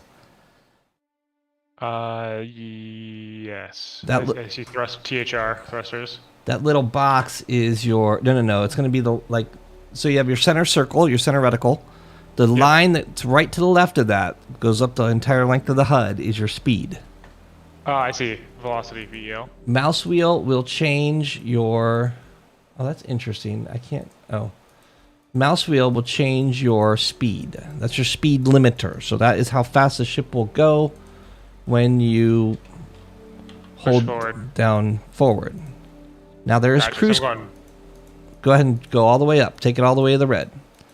As a general rule of the game, they want you to be in the green for combat because your guns can't really aim and bullets don't travel that fast. So for combat, you want to kind of slow down. But for traveling around, you want full speed. Gotcha. There's another important key press, and that is C for cruise control. It is a toggle. When you press it, you'll see a little tiny arrow next to your speed limiter box to indicate your cruise control is on. Obviously, this is a dangerous thing, because if you're landing or whatnot and you turn on cruise control, you'll fly straight into whatever you don't want to hit. Okay. So you're flying up. We got to go over 10,000 meters. Straight up, full speed is the preferred way to do that. I'm at 31,000 meters. Okay. So go ahead and turn cruise control off and start letting the ship slow down. Okay. Everything's getting dark. Probably you're blacking out from the acceleration from the G forces. That's fine. You'll be okay. I see. Yeah, 'cause I'm turning to look. I can see the horizon of the planet. X is the brake. X doesn't use boost, but it can be configured to use boost in your control panel. We'll go over that stuff later. Boost is shift. It's like afterburner. It's a capacitor-based boost. And you'll see like a little boost capacitor level on your HUD. So anyway, let's look up. Let's tap B at one time. B as in boy. That turns on your quantum drive. And you're looking for a square destination. When you look at it, it'll say Everest, and you'll spool and calculate a jump. Okay, got it here. Looking around.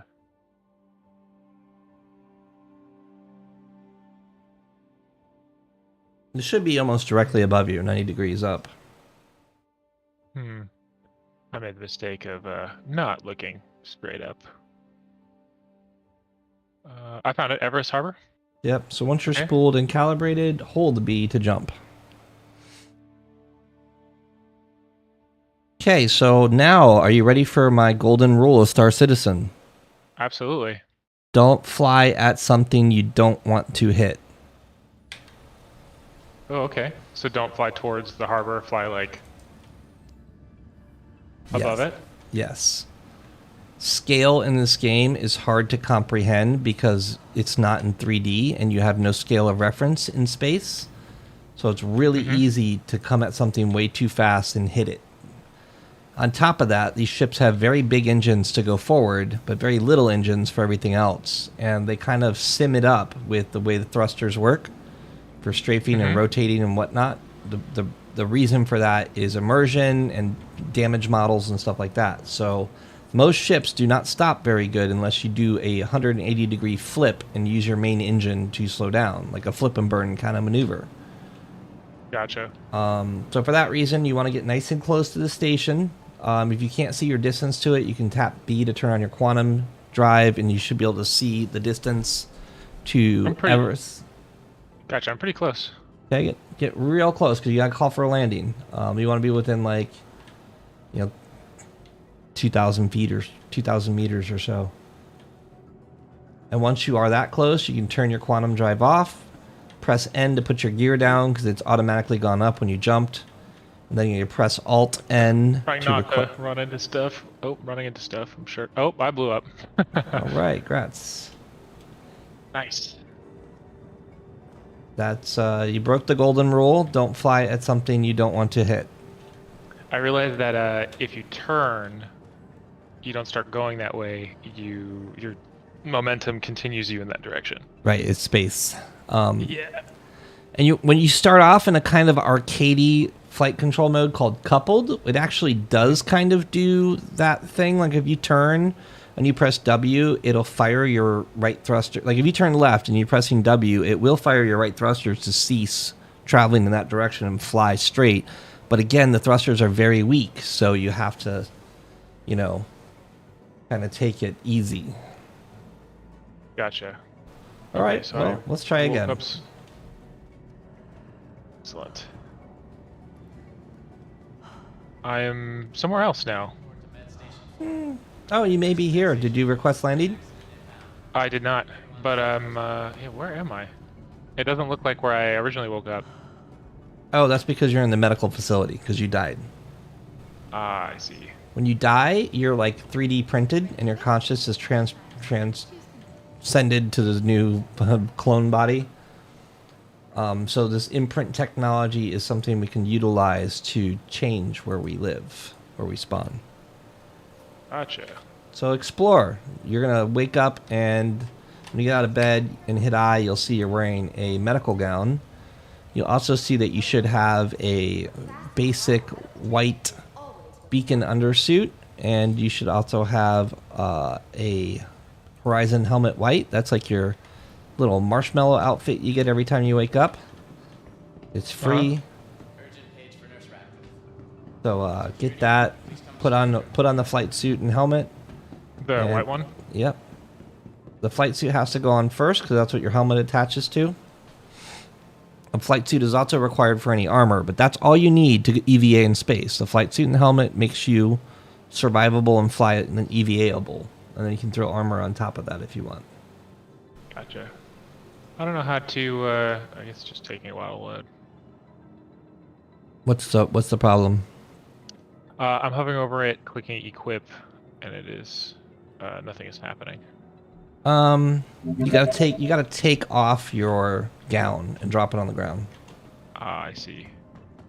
And the hitbox for this is really bad, and there's a lot of things that kind of have the same problem where like the 3D object is blocking you from being able to select it, so sometimes you have to rotate the camera or get out, get away from walls and other objects. Because the clicky space just isn't very good. So it's the beacon undersuit white. That's the one I'm... Correct, and you can just double click on it, or you can right click equip, or you can drag it. Done. I've got my EVA. Cool. We'll go find the spaceport again, and you're going to claim your ship this time. When you claim it, you'll see there's a little bit of a timer, and you can pay a little bit of money to get it faster. But it's not necessary. I think it's only like 30 seconds or so for a Mustang. And let's try again. You got through most of the steps, so... There we go. Almost there. The ASOP Almost there. System.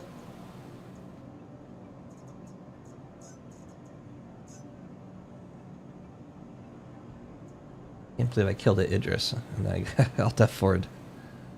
Your insurance Oh, no. claim has It's been so sent. salty. So the Idris is like it's the biggest ship in the game, but you can't actually own one yet. But there's a single mission that's like the game, like Your insurance the claim end has game been mission sent. of Star Citizen is to like kill this Idris, and I unlocked it yesterday, and this would have been my third Idris kill, but my first solo kill. Nice. I got the kill, but I did not get to salvage it, which is salvaging the new Your mechanic in the insurance game. claim has been sent. All right, so That's a bummer. What ship do you fly? I've got quite a few. Depends on what I'm doing. And then is it like EVE Online where if you play enough and do enough, you can make enough money to buy all the ships, or do you pretty much have to spend? Yeah, that's kind of the thing. Is you can, I mean, the content for this game is to like see all the things and the missions. There's not a whole lot of gameplay, but then it's like figuring out what you like to do to make money, and the content is essentially earning ships. Gotcha. There was just a wipe. The version that we're on right now is 3.18. It included some server technology that's required for the grand idea of one universe that everybody's in. Right now, we're all in individual shards of 100 players. And that technology has broken the game, but it also came with a wipe that wiped our money and everything we bought in game. With that being said, the fix for that is 3.181, and then they also have a 3.182 coming. But with 3.181, they said there's going to be a soft wipe, and what they mean by that is you will lose everything you bought in game. You'll lose any upgrades to your ships, any ships you buy, but you will not lose your money. So it is probably a smart idea to not spend any money. Welcome to the So that ASOP wipe vehicle is retrieval going to system. happen soon, TM. Gotcha. But any gear, like we can do a couple of missions to show you how to make money. And even with a starter ship, there's things you can do. There's things obviously you can't do, like there's DPS limits with a starter ship, and you can upgrade that ship to be quite good, but you quickly will hit a brick wall when it comes to like killing bigger ships and whatnot, you know. Yeah.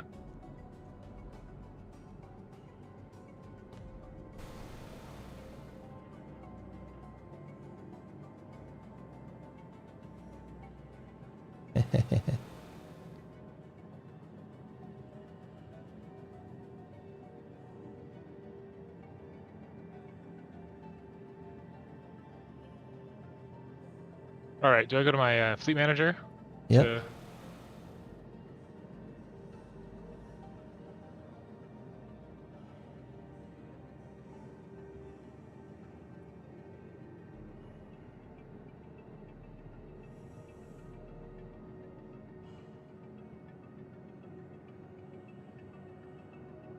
Awesome. Yeah, it'll be here in 30 seconds.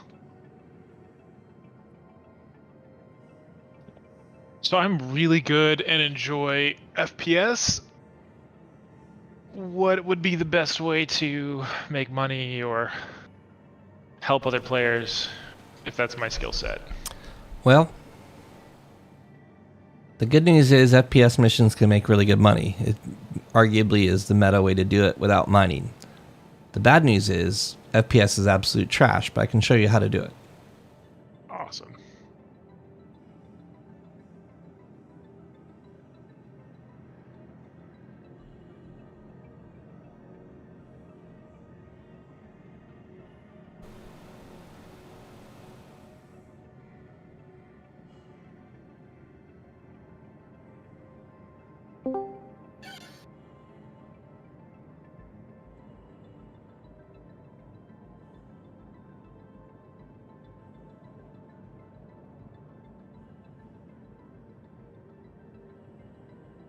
What's up, Astro? Hey, what's up? Not much. Showing a noob the ropes. Yep. I blew up once already. Oh, Be right back. Make that. You know what you need to do. Fly up. I'll be your BRB. Yeah.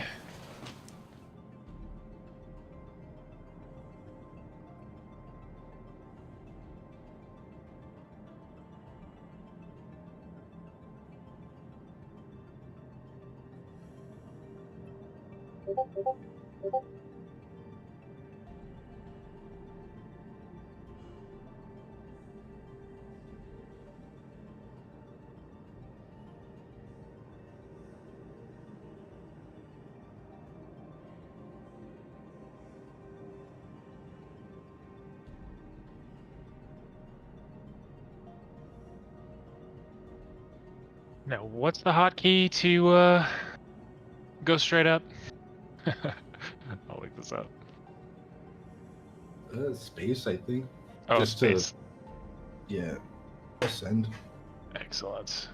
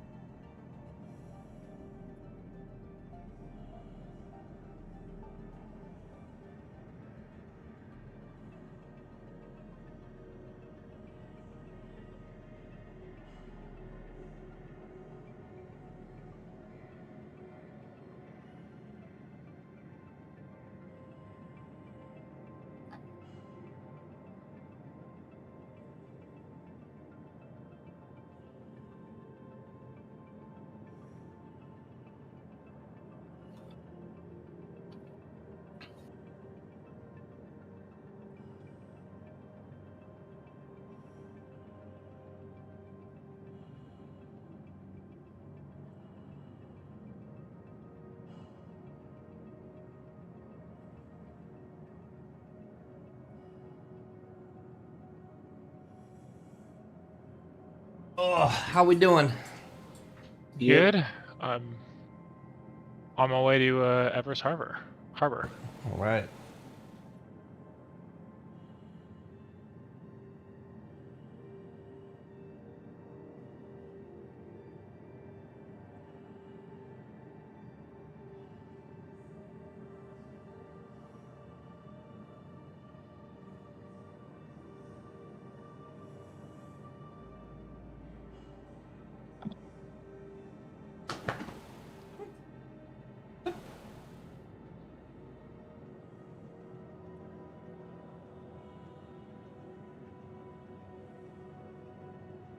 It's all dark this time. Okay, how do I get close enough to land without blowing myself up? Well, don't fly at the station. Just fly close enough to be able to call for a landing, which again is alternate in N. And then once Okay. you need to put your gear down. Also, there's a gear indicator on your HUD. N one time is gear down. Yep. Oh, I got proceed to sign. Yep. So now you're going to look for the blue circle that indicates your landing. I see it. Okay. So slowly, I would bring your speed limiter down, or just use thrusters sparingly. L is lights if you need them, but the lights are really bad.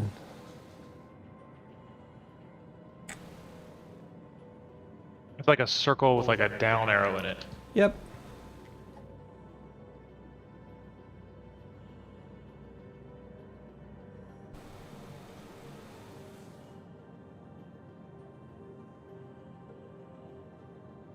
Okay, and then how do I land on this guy?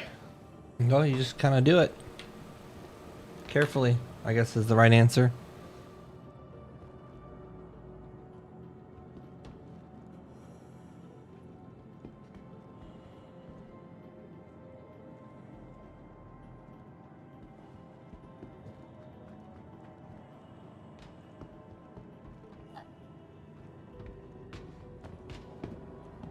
X is stop, right? X is stop. Make sure your cruise control's off.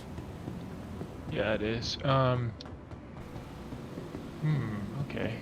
How does this landing one work? Let's see, is this like a go into a hangar, or do I need to drop down on it? I don't know. There's both. If you don't see a door fly around the station, remember it could be on the other side or something. Oh, I see it. Yeah, I see it. This will be.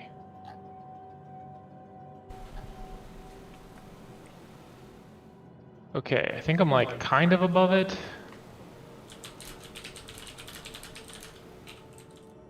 What would be the best way to make sure I go into this thing without blowing myself up?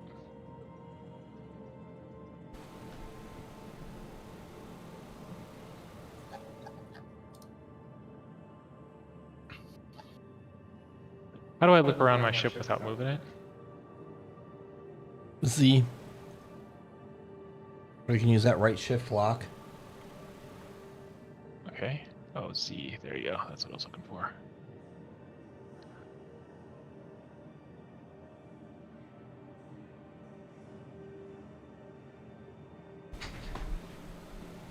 Okay, M.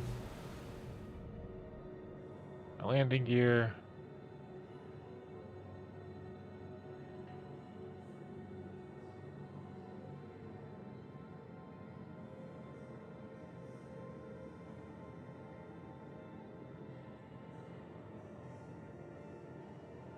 Then control is down, I assume? What's that? Control is down. Yeah.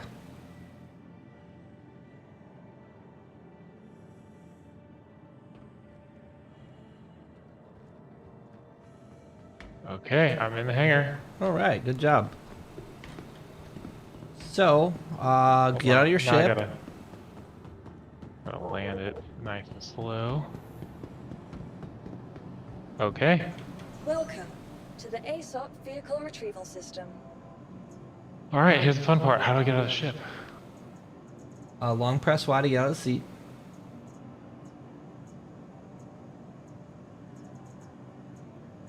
Okay, there we go.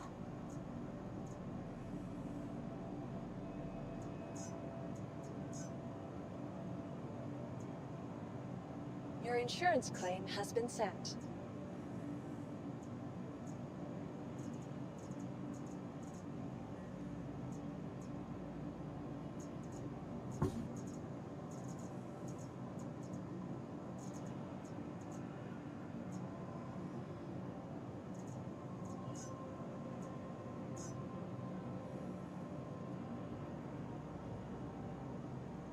Your insurance claim has been sent.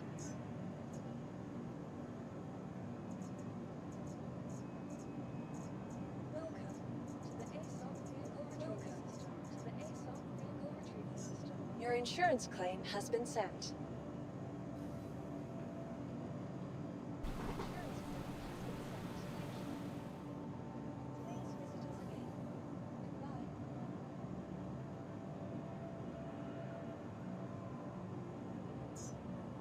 Your vehicle has been That's moved to our expensive. storage facility.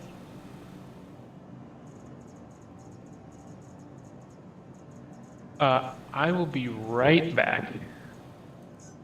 Vehicle selected. Stand by. Your vehicle has been delivered to the following location.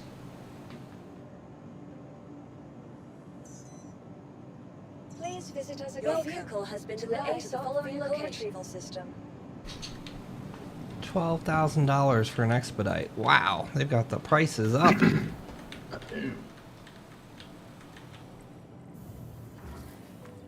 I like your Santa Claus suit. Ho ho ho.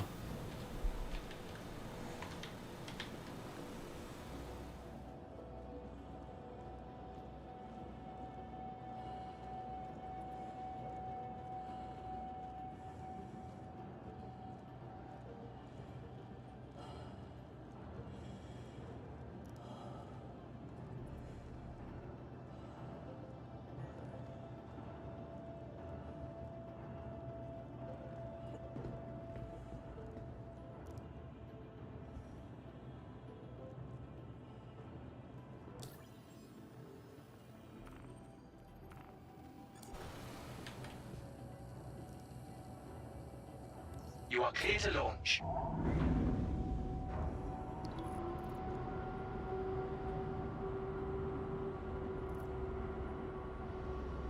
I should have bought food and drink at the station. I don't know why I didn't.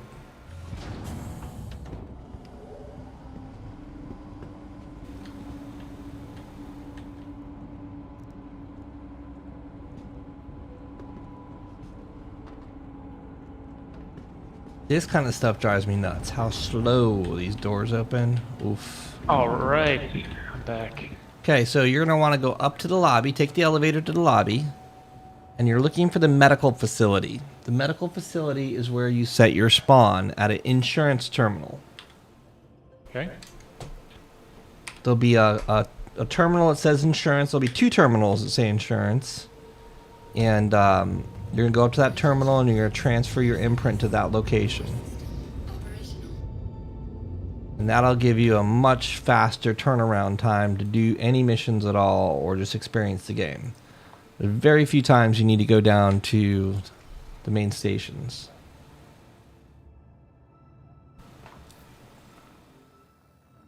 Awesome.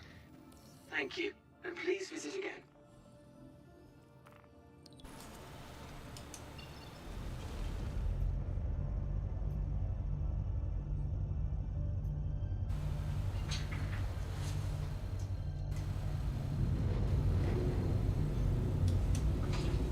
Not the pharmacy shop. There it is. It'll be behind the green Kelto sign. Okay. Transfer imprint.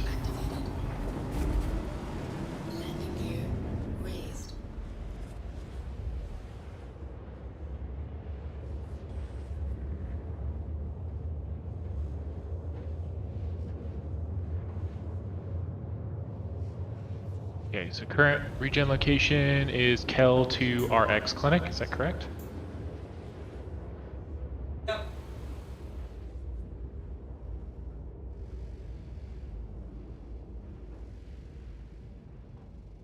Okay.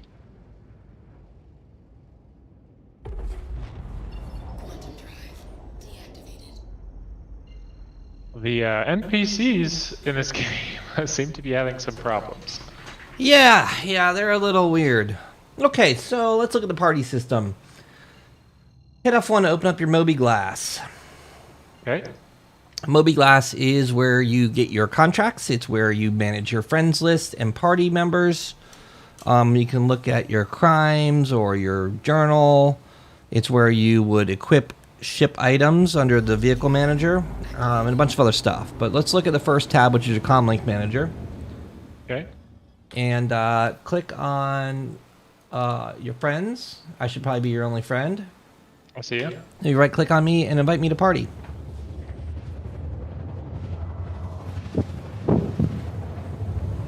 Awesome. Done.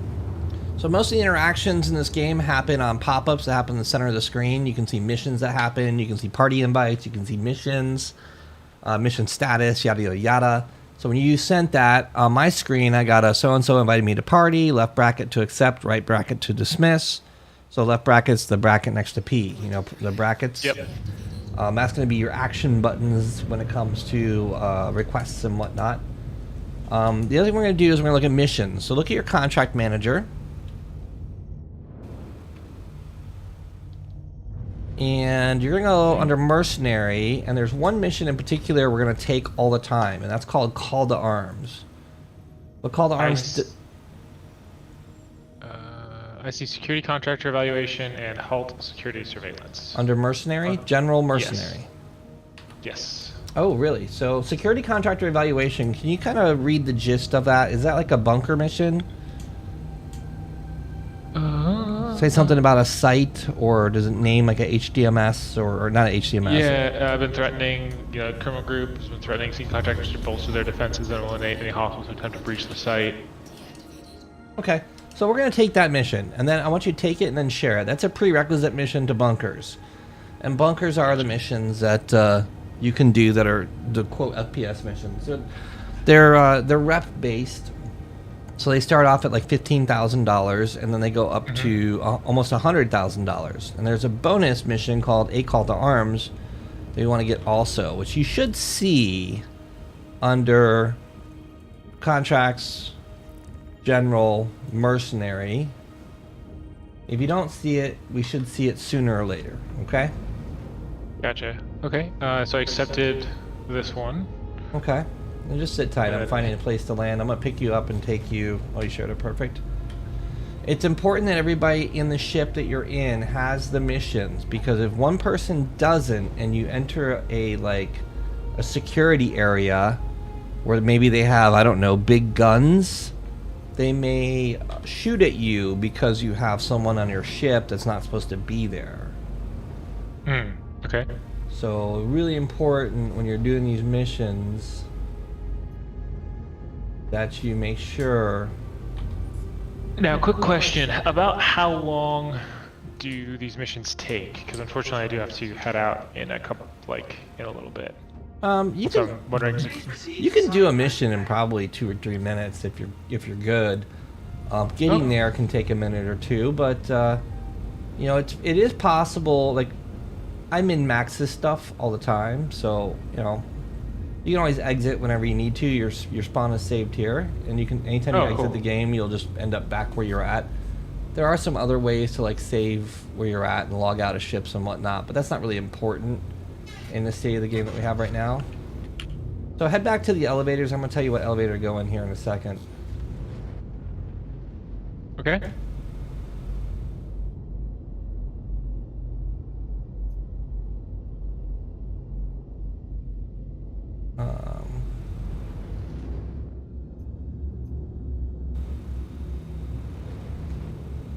Hangar 12. Gotcha.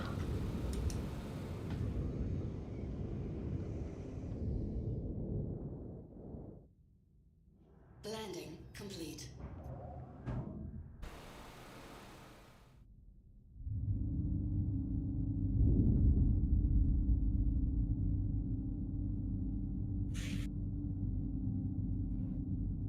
We're going back to the ASOP terminals, the Fleet Manager terminal. Go to one of those elevators and just push the Hangar 12.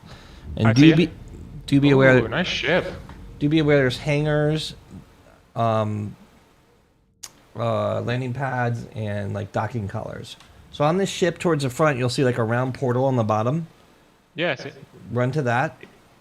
Look up at it, press F, and you should see like call elevator. I was like, dude, nice ship. Yeah, we're gonna take that elevator up to the top deck.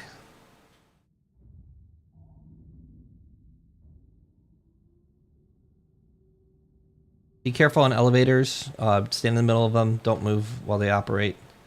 And when you're on an elevator with a buddy, there's all kinds of desync in this game. So FPS is not possible because of the server desync and the FPS of the NPCs. And like I still see you standing on the ground, so it makes it really difficult in a game where there's collision and stuff, because we can literally kill each other just running into each other repetitively because we're both trying to go to the elevator or something like that, you know? Gotcha. Okay, I'm in the ship. Ooh, okay. We're taking off. I should probably sit down. There is force reaction in the game, so if I like afterburn or something, you may fall on your butt. It's not that big of a deal on a ship like this. All right, so we're going to Millerand. You probably see the on-screen icon for Millerand in front of us. It usually tells you your mission objective, security contractor evaluation, clear all hostiles. If it doesn't, you can go in your contracts unaccepted. You can track one mission. Hey, buddy, I apologize. I got a jet. My in-laws just arrived. All right, man. So, have a good one. Just exit, awesome. hit escape, and exit to menu, and you're good. Awesome, buddy. I'll catch you later. Yep, later. Bye. And he disappears. The seat goes blank.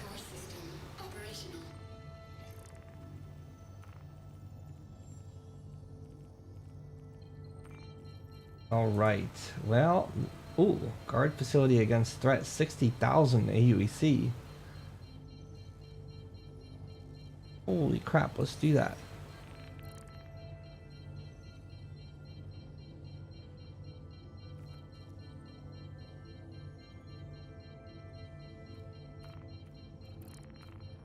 Is that right? 60,000? No. I didn't think I got to that level already.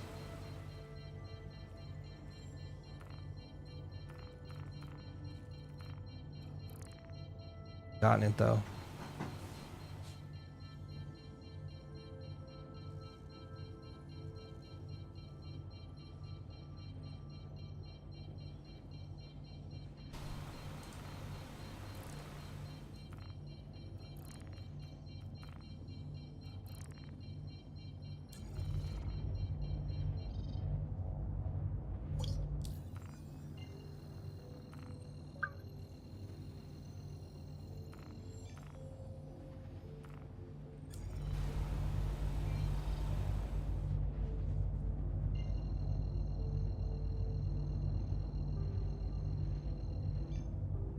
I should be low, Salty. On Bounty Hunter's high, but that would be Herson Security. That's this one right here, so I'm pretty low. Like, I have the bounties up to Senior Tracker, but not so much with that.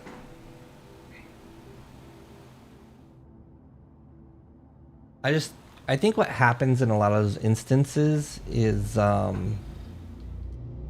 I see the mission and I take it, but someone else sees the mission and takes it also, and because of server performance, only one person can get the mission, so someone else took it maybe. Pretty sure that's what happens in those situations.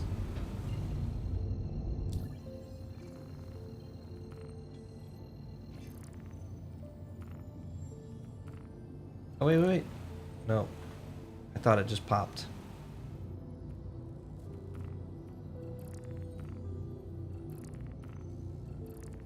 As we clearly saw,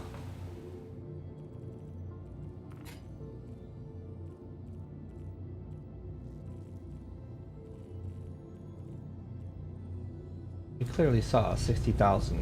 Oh, let's get out of here before we hit the ground. I'm falling.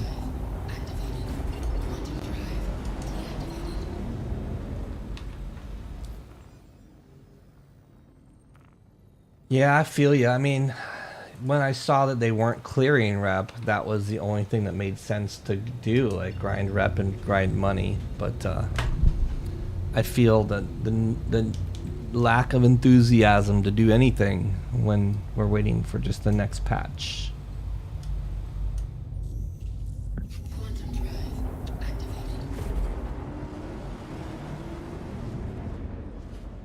I'm gonna go to her L1 and stow the 600 because I just pulled it out for the purpose of showing off bunkers, so no big deal.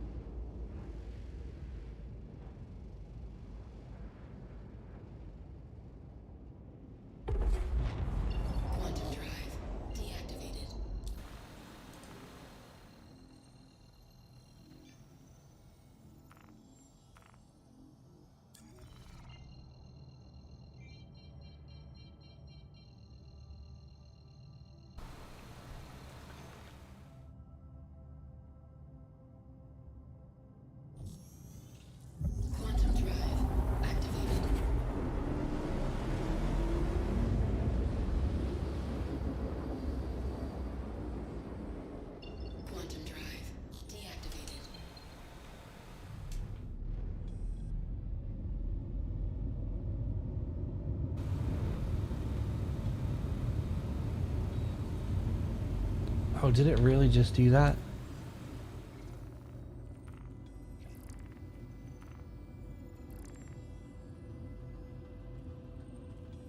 Oh my god, I kind of had to do that mission, but damn.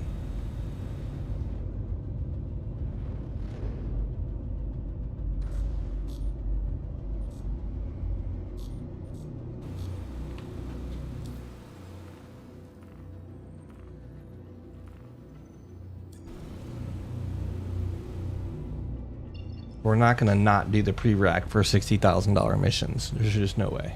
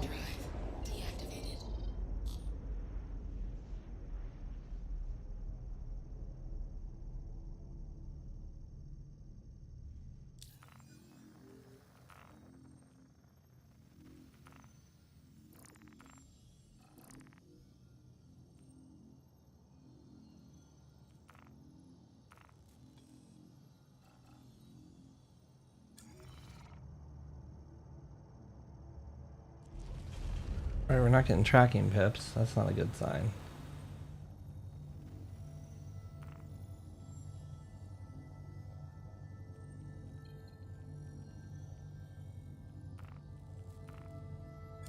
%50 chance. Now it pops up. 50% chance the base shoots at me when I get there.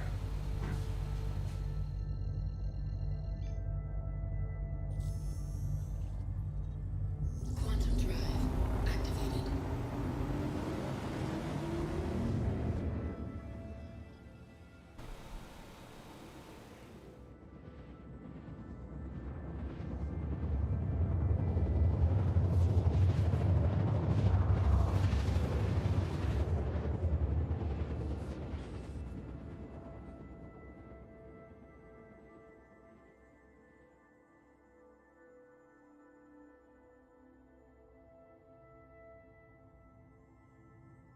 Quantum drive deactivated.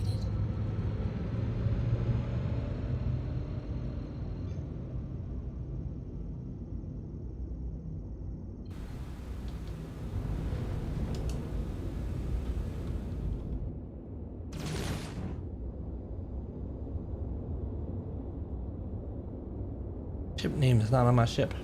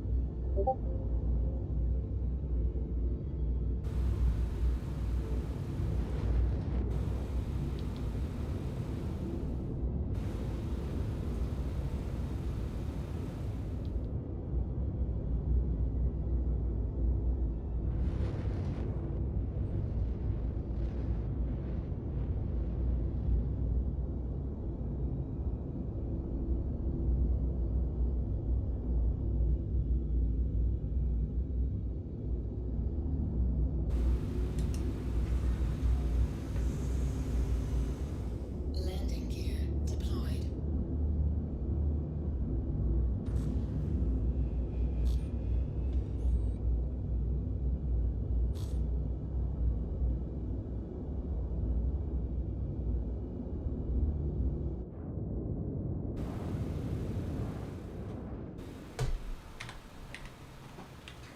Engines inactive. All right, let's get our 60K. What's up, Nigel? Person's like, put on a launcher. What do you mean?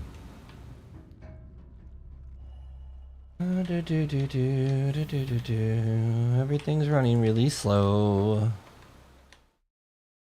We're just a marshmallow. We're gonna take on all the bad guys with just our bare fists.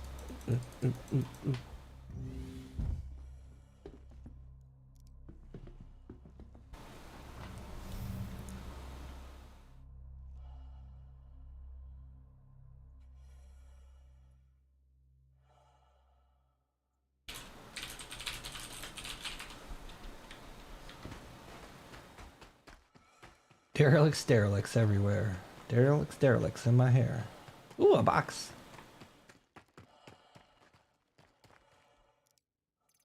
Free stuff? Hey, some free med pens.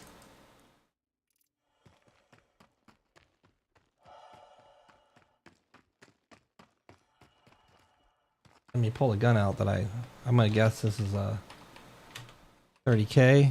No, maybe not.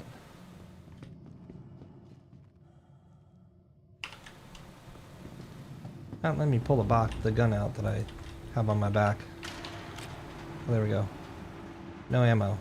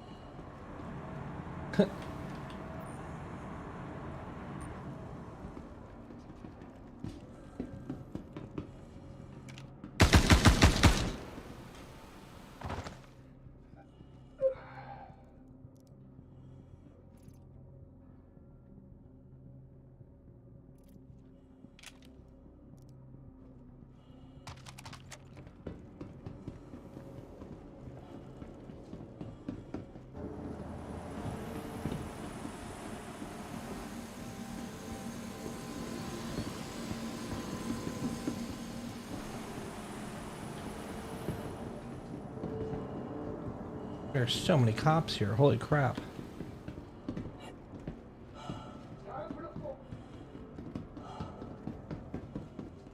I think they all had to be right here. 4 of them. Nope.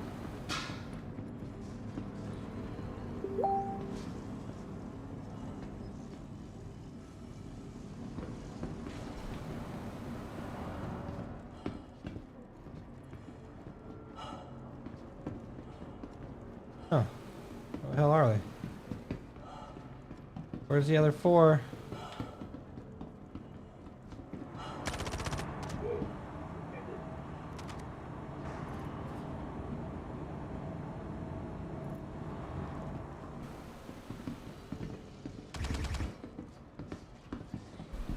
It's gotta be downstairs.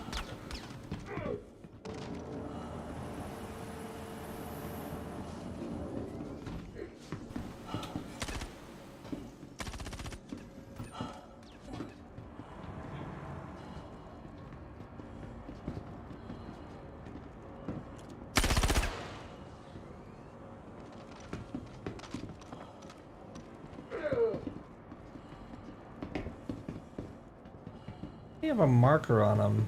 Oh, never mind. It's over. Do you?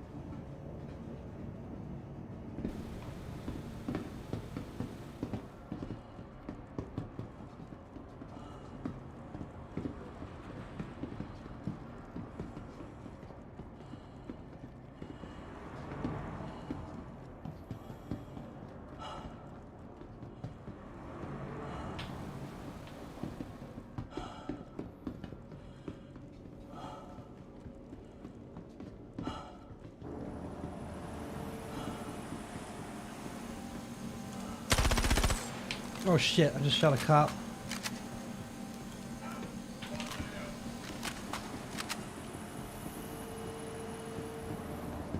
Shot a cop. We'll let them shoot him. Pick up here first. I didn't realize he was wearing yellow armor till after I shot him.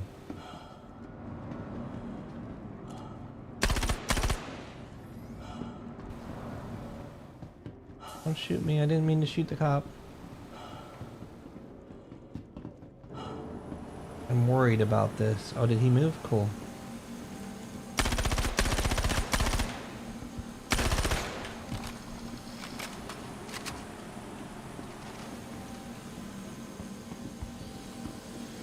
Sorry I shot you, bro. We're standing right there.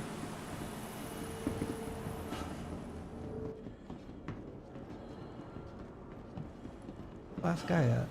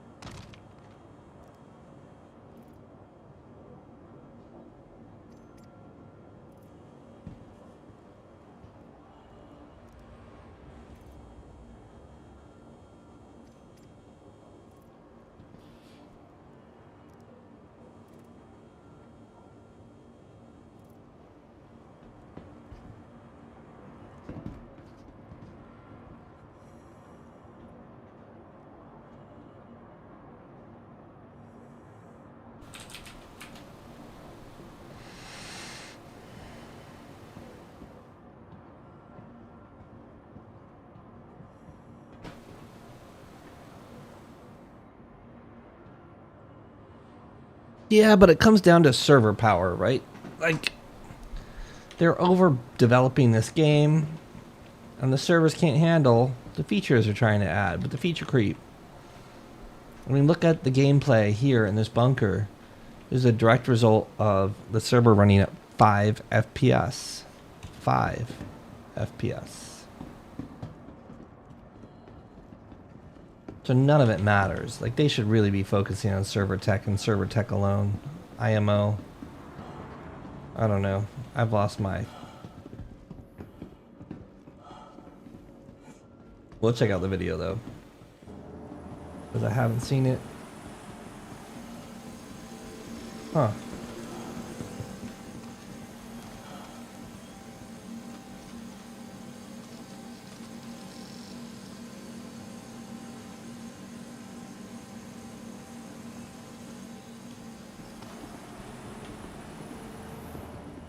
I think a lot of people are just mad at CIG right now because of parallel development. Like, it's kind of failed this year, last year even. Uh-oh. Current wave 3 of 3 and they're not spawning. Go figure. Video BWN's still good.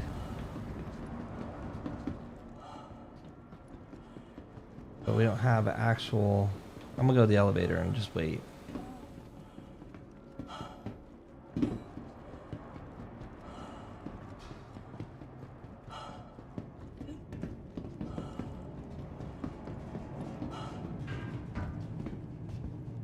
See what happens.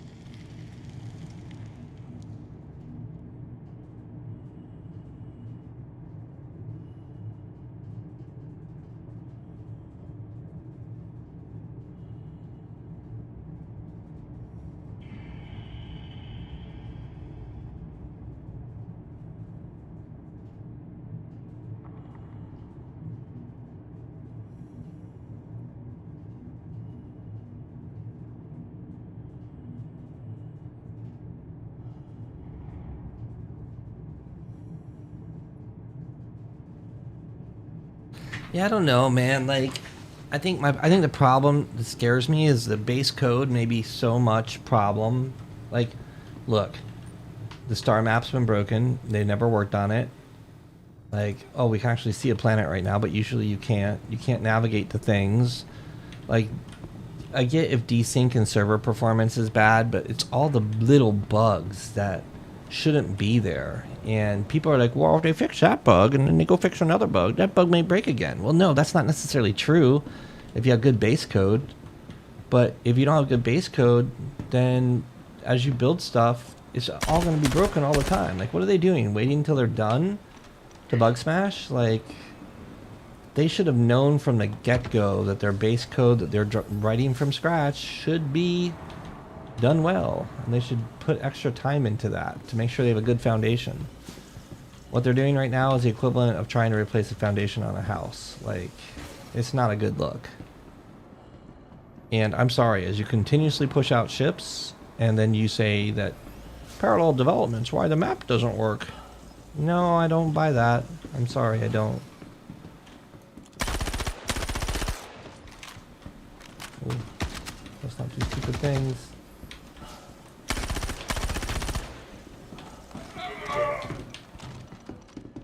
Like, server performance can be bad and you can still be a good developer, but I just don't feel that they are doing a good job right now. Uh-oh, case in point. I have a bugged mission and my target's there. I can see my target.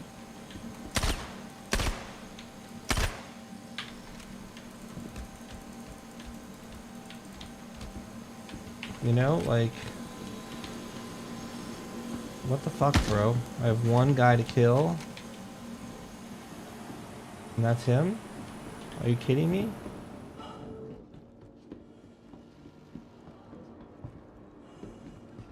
That's parallel development. That has nothing to do with parallel development. That has to do with them building a badass game.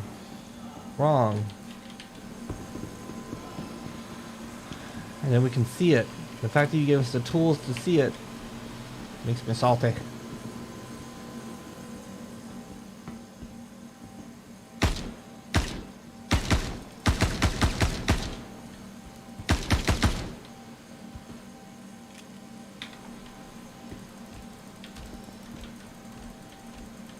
Maybe I'm hitting them, I don't know.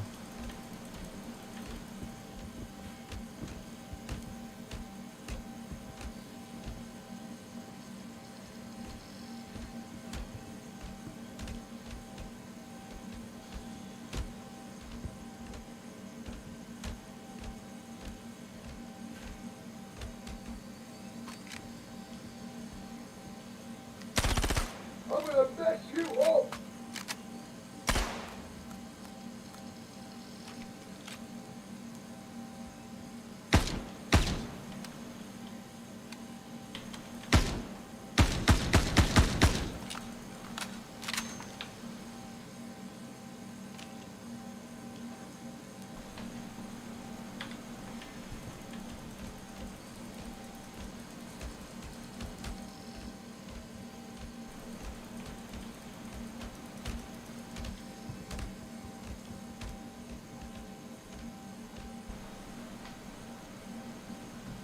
Someone get eyes on this slippery bastard now.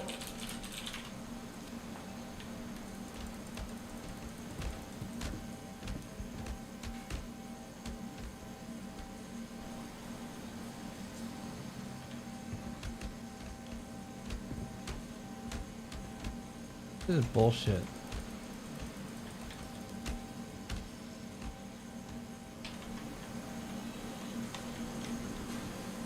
You feel me?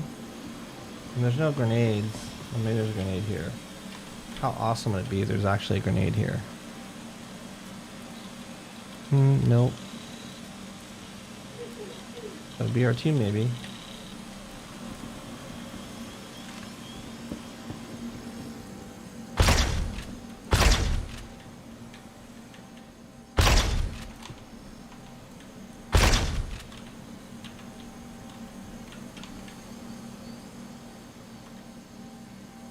So stupid. Eyes on hostiles!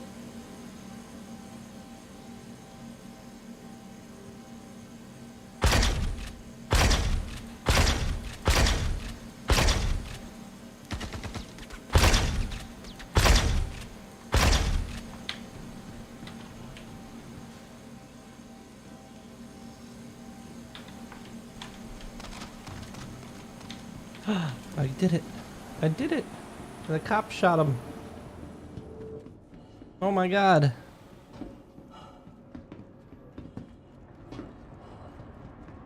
Yes. Mission complete. 60,000 UEC. So that's the moneymaker, man. That's the good moneymaker. And I probably could have gotten Call to Arms. It wasn't there when I originally was going after the mission. No, it's still not. Unless I have it, but I don't. Server's just borked, I guess. Alright, I'm gonna check out this video, I think. Mainly because I'm gonna have to get off this server anyway, because it's kind of funky.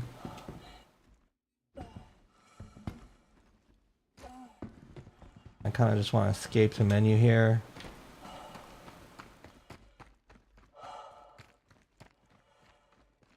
I wonder how much this affects server performance. Like, these things aren't streamed in, I assume. I can't imagine this is healthy to have all this stuff here all the time and not be cleaned up. I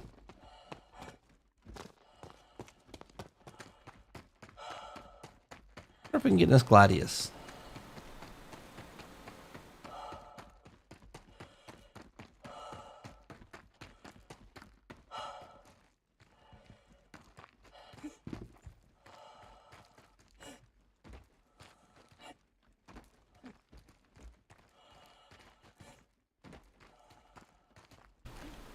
Maybe not in this armor. Guess not. Alright, well, I'm gonna exit to menu at this point.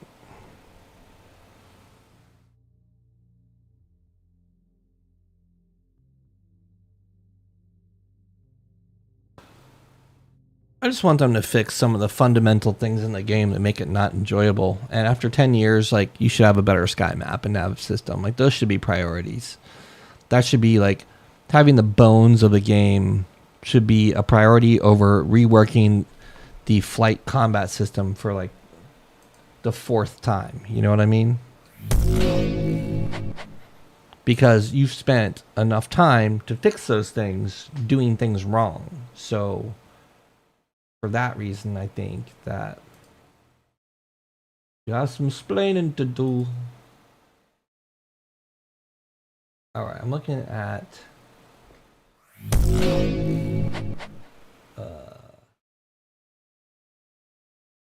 I think I didn't look at a video, right? Was there a video that came out? Was it the AI sprint report?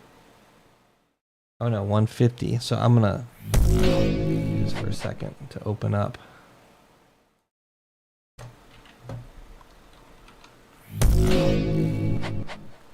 Alright, let's check this out.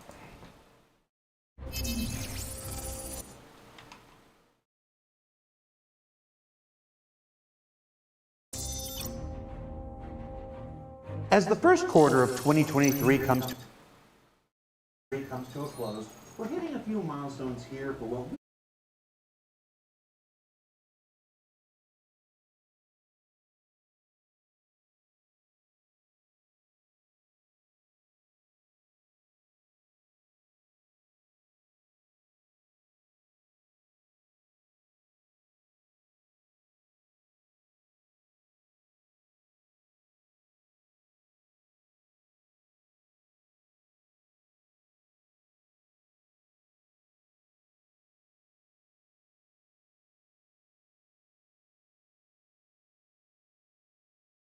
somehow, still, we never. Whoops. As the first quarter of 2023 comes to a close, we're hitting a few milestones here for what we call internally the Evergreen Content Team. That's the folks that are dedicated to the creation of weekly, recurring, some might say evergreen video content. For Inside Star Citizen, today's show represents the completion of our 4th year and 150th episode since that first evolution from Around the Verse in 2019. And when you factor in the legacy of ATV and Wingman's Hangar before that, we're now just passing the 450th episode of this continuing behind-the-scenes series unlike anything you'll find from any game developer anywhere else. And yet, somehow, still we never show anything good.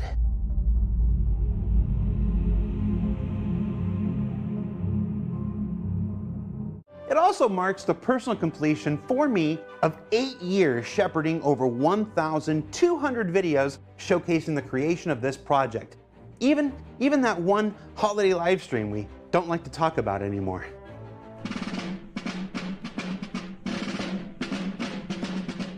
So, to sign us off for this quarter before we go about our regularly scheduled hiatus, we're bringing back an old favorite, that grab bag of tiny looks at various aspects from all over development, the Sprint Report.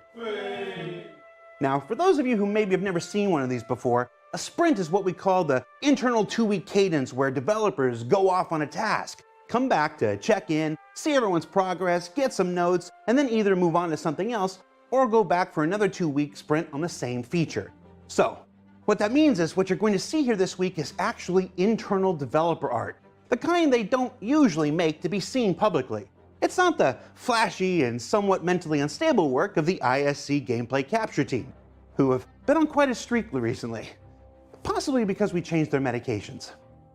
So without further ado, let's jump into the Inside Star Citizen Quarter 1 2023 Sprint Report and Clam Bake Showdown. I'm assuming that editorial will put a nice, subtle title on screen right here.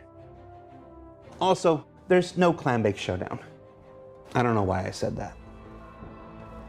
Let's start things off with some spacecraft and vehicles, where there was recently a small onboarding task for a new hire to update the remote turrets for the 600i from Origin, which you can see here.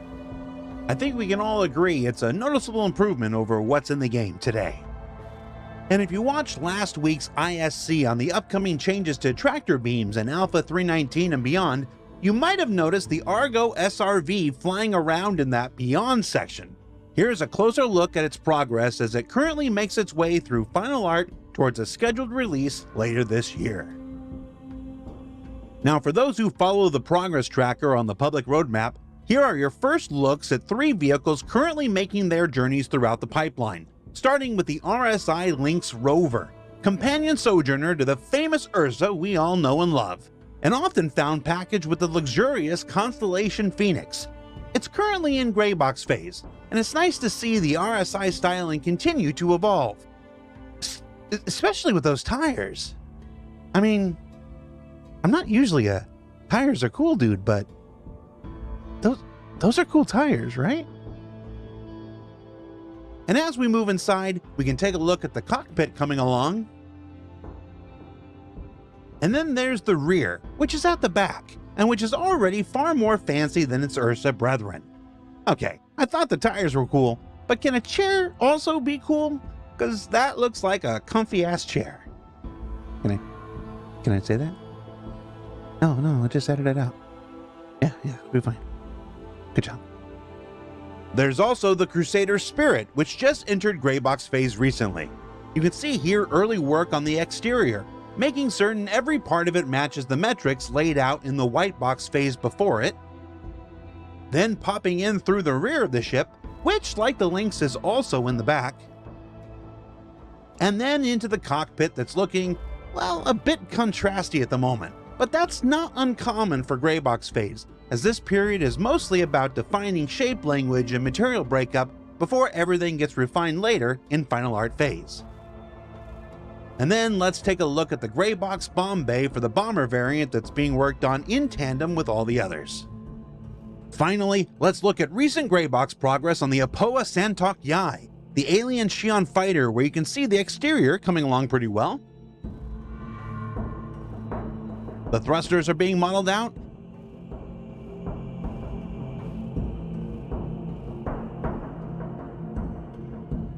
And they've started exploring how the landing gear will work, experimenting with the shape language a bit to make certain they're beefy enough to believably hold the mass of this entire ship when all is said and done.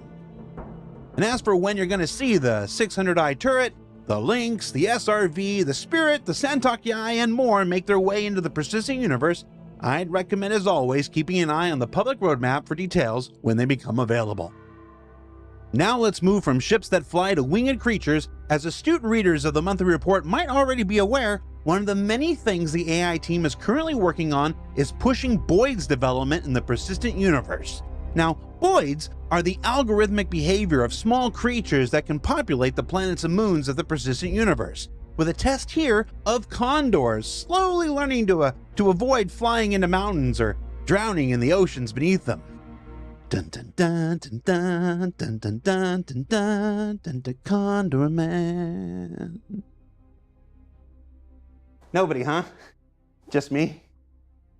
And then some work on ocean fish. Here, completely, totally, and utterly unanimated. It's just a test of behaviors here, people, without all the motion parameters that'll make them look good one day.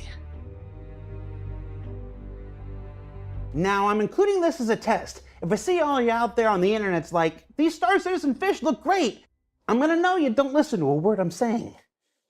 My feelings will be hurt.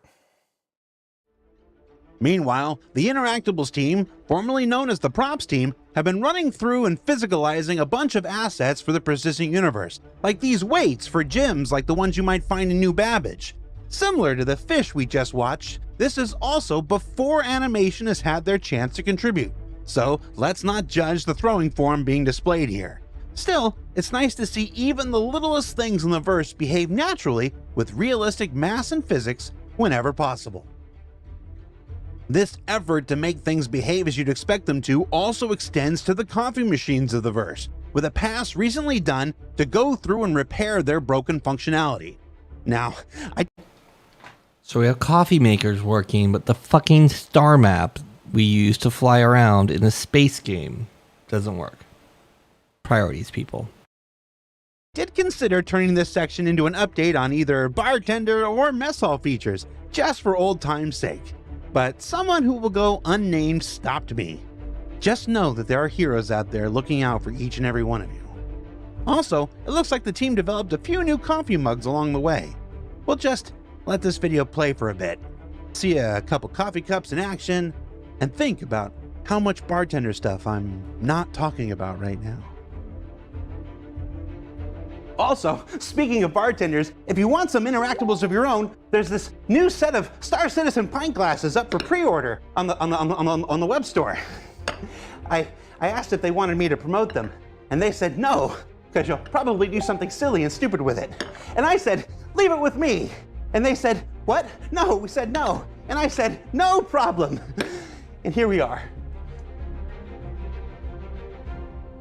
Back to the Interactables team, they've also been prototyping a new way to hang a variety of posters on the walls of the player habs and spacecraft with these new, expanding electronic devices that could let you decorate any space that's marked up for them.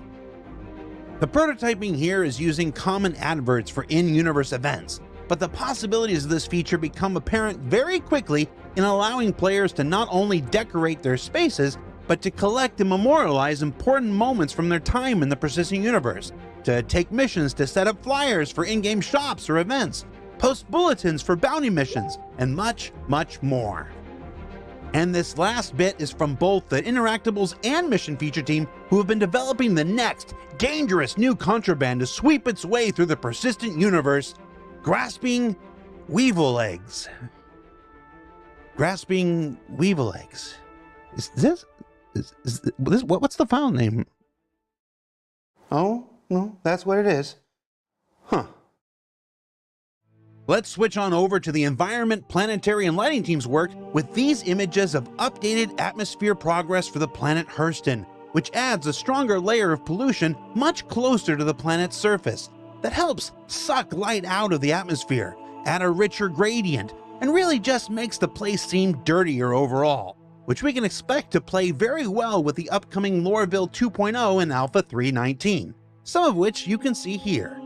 I'm just gonna let these images speak for themselves a bit.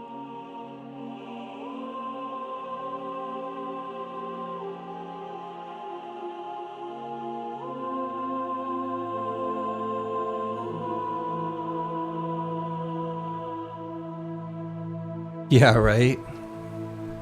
Well, you know, a lot of this stuff, look, I mean, the tech they're doing, the artwork they do is good. Like, that's why I've spent so much money buying all these expensive ships. Like, it's cool. But, I mean, come on, Lorville again? Like, why are we doing reworks of stuff that already exists when there's so much more work to be done? It's like, I don't know. It's frustrating. And you're right. Like, the graphics pass in 3.18 is significant. Like, it looks prettier, for sure.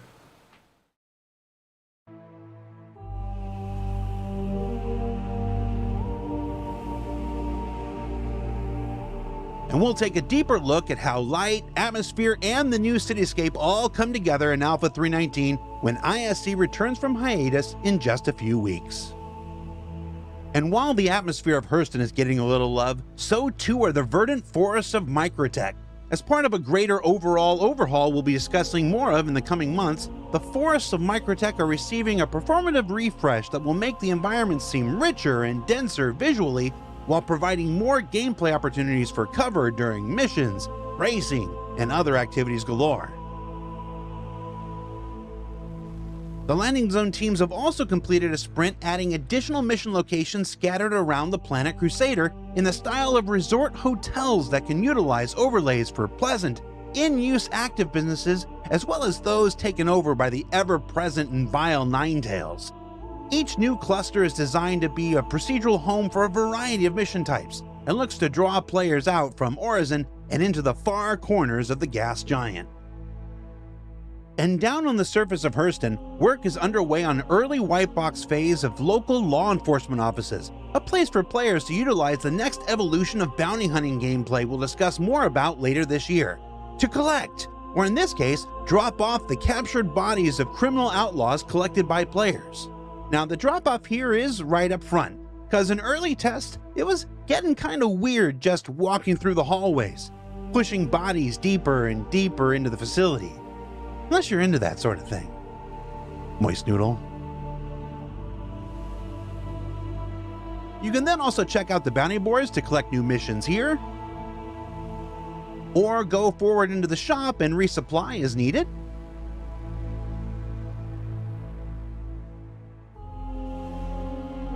And there's an office for meetings, but who needs more of those in life? And then we bring ourselves to the detention area, where a number of cells can vary from location to location. I suspect that many of you will be looking forward to spending your time anywhere else besides Kleischer, even if it's just a jail and not a prison. Also in white box is the pre-production blockouts for a variety of building interior modules that will fit inside the towering skyscrapers of New Babbage on Microtech, being developed and tested in situ simultaneously to work out and discover anything developers might not have considered or recognized as necessary in the original mandate. The idea here is that once the player lands, they would enter this particular interior from the very top, encountering a lobby and expected elevators. Then, after a brief trip down, emerge into a number of different interior modules such as block of player apartments seen in the example here. I mean, I think that's one of the problems is they have to maintain their own engine because no one else is doing it. They're the only ones. It's so custom, it's them. So they have to stay ahead of Unity and Unreal, or at least keep up with it, because this work now that they're doing is going to be outdated in a year or a couple of years. So I don't know. Like, it's interesting to think about that. Like, will they be able to keep up with the other guys? Like, will this game look dated by the time it's done? Will they be able to continuously refresh it? Like, who knows? I don't know the answer to that. I don't think anybody does. We can speculate, but that's about it.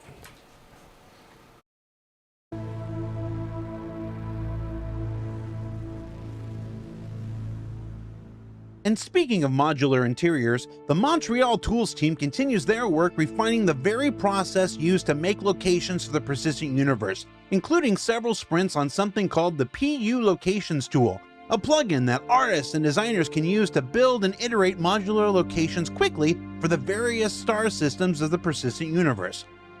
What you're seeing here is the PU Locations tool fully integrated into the game editor, where this person has decided they wish to create a space clinic in Pyro, No doubt a location players will visit quite often in the lawless frontier that awaits. Next, let's cook the first module, which is the lobby and includes the relevant connectors necessary so that the player can traverse from one room to the other without falling through into the cold depths of space. It's important players feel safe in their space stations, at least from the environment art. Legal note, this does not extend to elevators, which are a unique curse upon players and developers alike.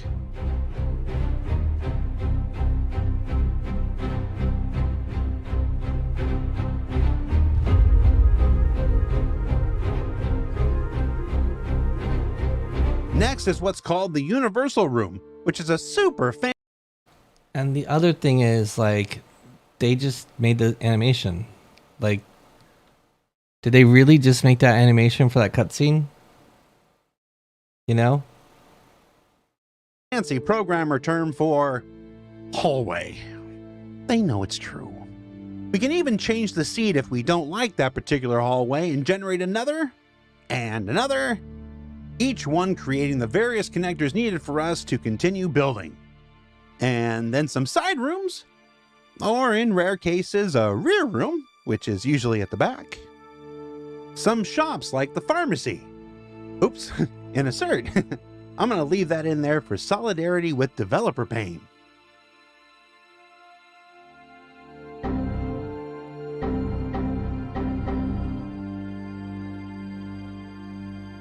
Now let's go inside and start cooking some overlays, which is basically everything involved in the set decor that will further distinguish one space clinic from the next.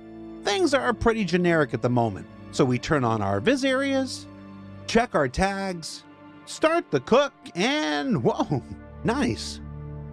We move forward. Looks like we forgot to cook a container. Easy enough. We're not going to put rooms here, so let's go ahead and start closing these connectors off. And then we can cook us up another overlay for this side room here. Nice. And this process is repeated in all subsequent rooms, and overall it's another terrific example of how game development is exponential and absolutely non-linear in progress. Now, as asset libraries are built and grown and tools are conceived and iterated on, the progress you can make at one point should be exceeded by the next, and overall becomes a continuing reminder that the struggle of what comes before is necessary and right to birth the improved technologies, efficiencies, and general effectivenesses of everything that comes next, including a new version that does everything you just saw in one click that recently became available to developers. And while we're talking new technologies, let's wrap things up this week with some work from the PU character art team, which had a small sprint working to convert some of our older legacy assets to newer resources that have been developed over recent years, including Layer Blend V2 and the ability to spawn items with specific levels of wear and decay. So this means that not every version you find out in the verse is going to look exactly the same. The team is also using the opportunity to discover more chances to further modularize existing armors like the Nomad and Light Outlaw you're seeing here, as well as many more we'll be showcasing later this year. It's part of a continuing effort to add more customization to what you wear in both the new stuff that's coming down the pipeline and what's already there in the persistent universe. And that customization also extends to a variety of tints that can be used for spawning armor variants within the universe, which you can see in some early explorations here. This will allow mission and location designers to specify specific variations of components and tints for different areas, or use procedural tools to randomly generate dozens and dozens of variations for each outfit. And when that gets extended to many of the outfits already within the universe, this will get us a far greater variety of things within the Persistent Universe than we have today. And oh heck, I know I said we were going to wait until our last big segment on Lorville in just a couple weeks once we return from hiatus, but let's go ahead and leave you with just a few shots of the absolutely fantastic work the lighting team is doing bringing this new Lorville 2.0 to life. Yeah, I'm gonna shut up and let several thousand words of images do the talking instead.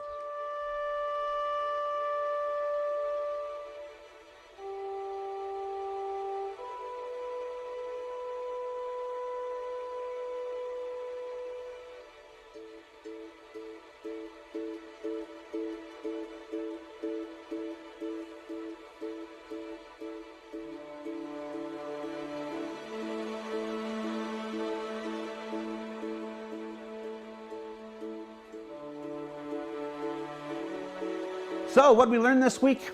Well, we learned that there are, as always, a lot of ships and vehicles in the pipeline, all scheduled to make their way to the persistent universe throughout the remainder of this year. That work to bring fauna to the persistent universe is back on the menu. That grasping weevil eggs are a thing, as is the continuing work to physicalize as many aspects of Star Citizen as possible. That locations, new and old, continue to be iterated on and improved upon, as do the tools our team members use to create them, and that, boy howdy gee willikers, I'm pretty certain we're just gonna park the only constant outside Lorville at night for all of Star Citizen Live next quarter. Now, as we're at the end of this quarter, ISC is going on its regularly scheduled hiatus, but the work doesn't stop there. Next quarter, we'll be back with our final looks at Lorville 2.0 before it goes live in Alpha 3.19. We're going to take a deeper look at the vast changes and improvements coming to Arena Commander after that, as well as the new derelict settlement towns, new player experience tutorial, a sequel to the buggy racetrack in Orison, but for Microtech, explorations of the new ships and vehicles arriving at this year's Invictus launch week, a discussion with superstar concept artist Gavin Rothery about envisioning more ships for Star Citizen than anyone else alive. We're going to look ahead to a whole bunch of new features coming in Alpha 3.20, and then of course continuing our journey to 4.0 here and there along the way. It's been one hell of an 8 years, and the last 4 of them bringing 150 episodes of this show to you has been a blast. And we're still getting better at doing so each and every week. Now, I can say that because I'm not talking about myself. I'm referring to the talents and work of Will, Dave, Alex, Casey, Jill, Stephanie, Amanda, Caroline, Tom, David, Luke, Justin, Jake, Vicky, and now Mercy. Welcome to the team, who have all made this last year the best one yet. Thanks for putting up with me, and here's to another 150 more. Oh, and if you've noticed and liked the 10 different memes that have been here on the screen all quarter, we'll be releasing to the social media later this week. I can tell you they make great phone wallpapers. For Inside Star Citizen, I'm Jared Huckabee. Thanks for watching, thanks for 150 episodes, and we'll see you back here in about a month.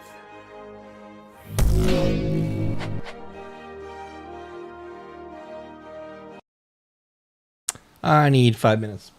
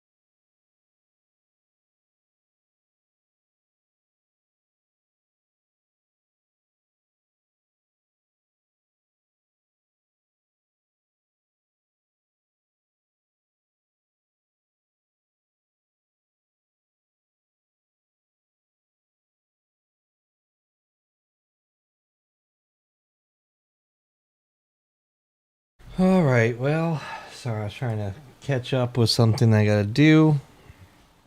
It's turning into more of a commitment than I have time for. I think I'm going to have to go deal with this and come back.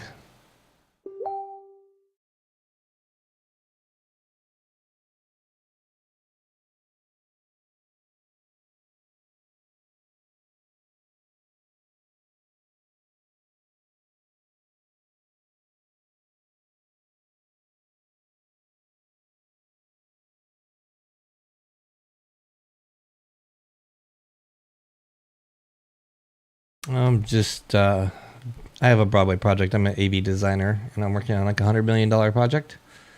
And we're just going over some track selection for a lighting program sizzle reel. And anyway, I just have to be more involved in it right now, so I have to do that.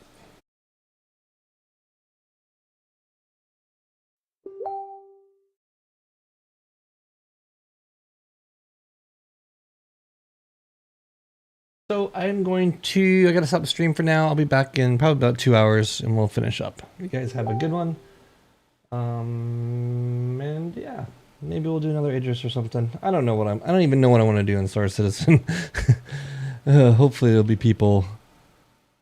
I don't know. Like we did the salvaging yesterday. I think I've accomplished everything I need to accomplish except for just grinding. So maybe we'll do a prospector run. I'll have to pull a prospector out. I don't even know if I have one on my account, so maybe I'll just buy one and see what the Quantanium runs are. Has anyone done a Quantanium run? Are they still like 300 grand?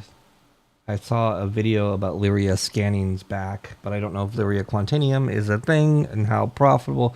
I don't know anything about it. And usually I hate mining because it just gets so boring, but I don't know, maybe we'll try it.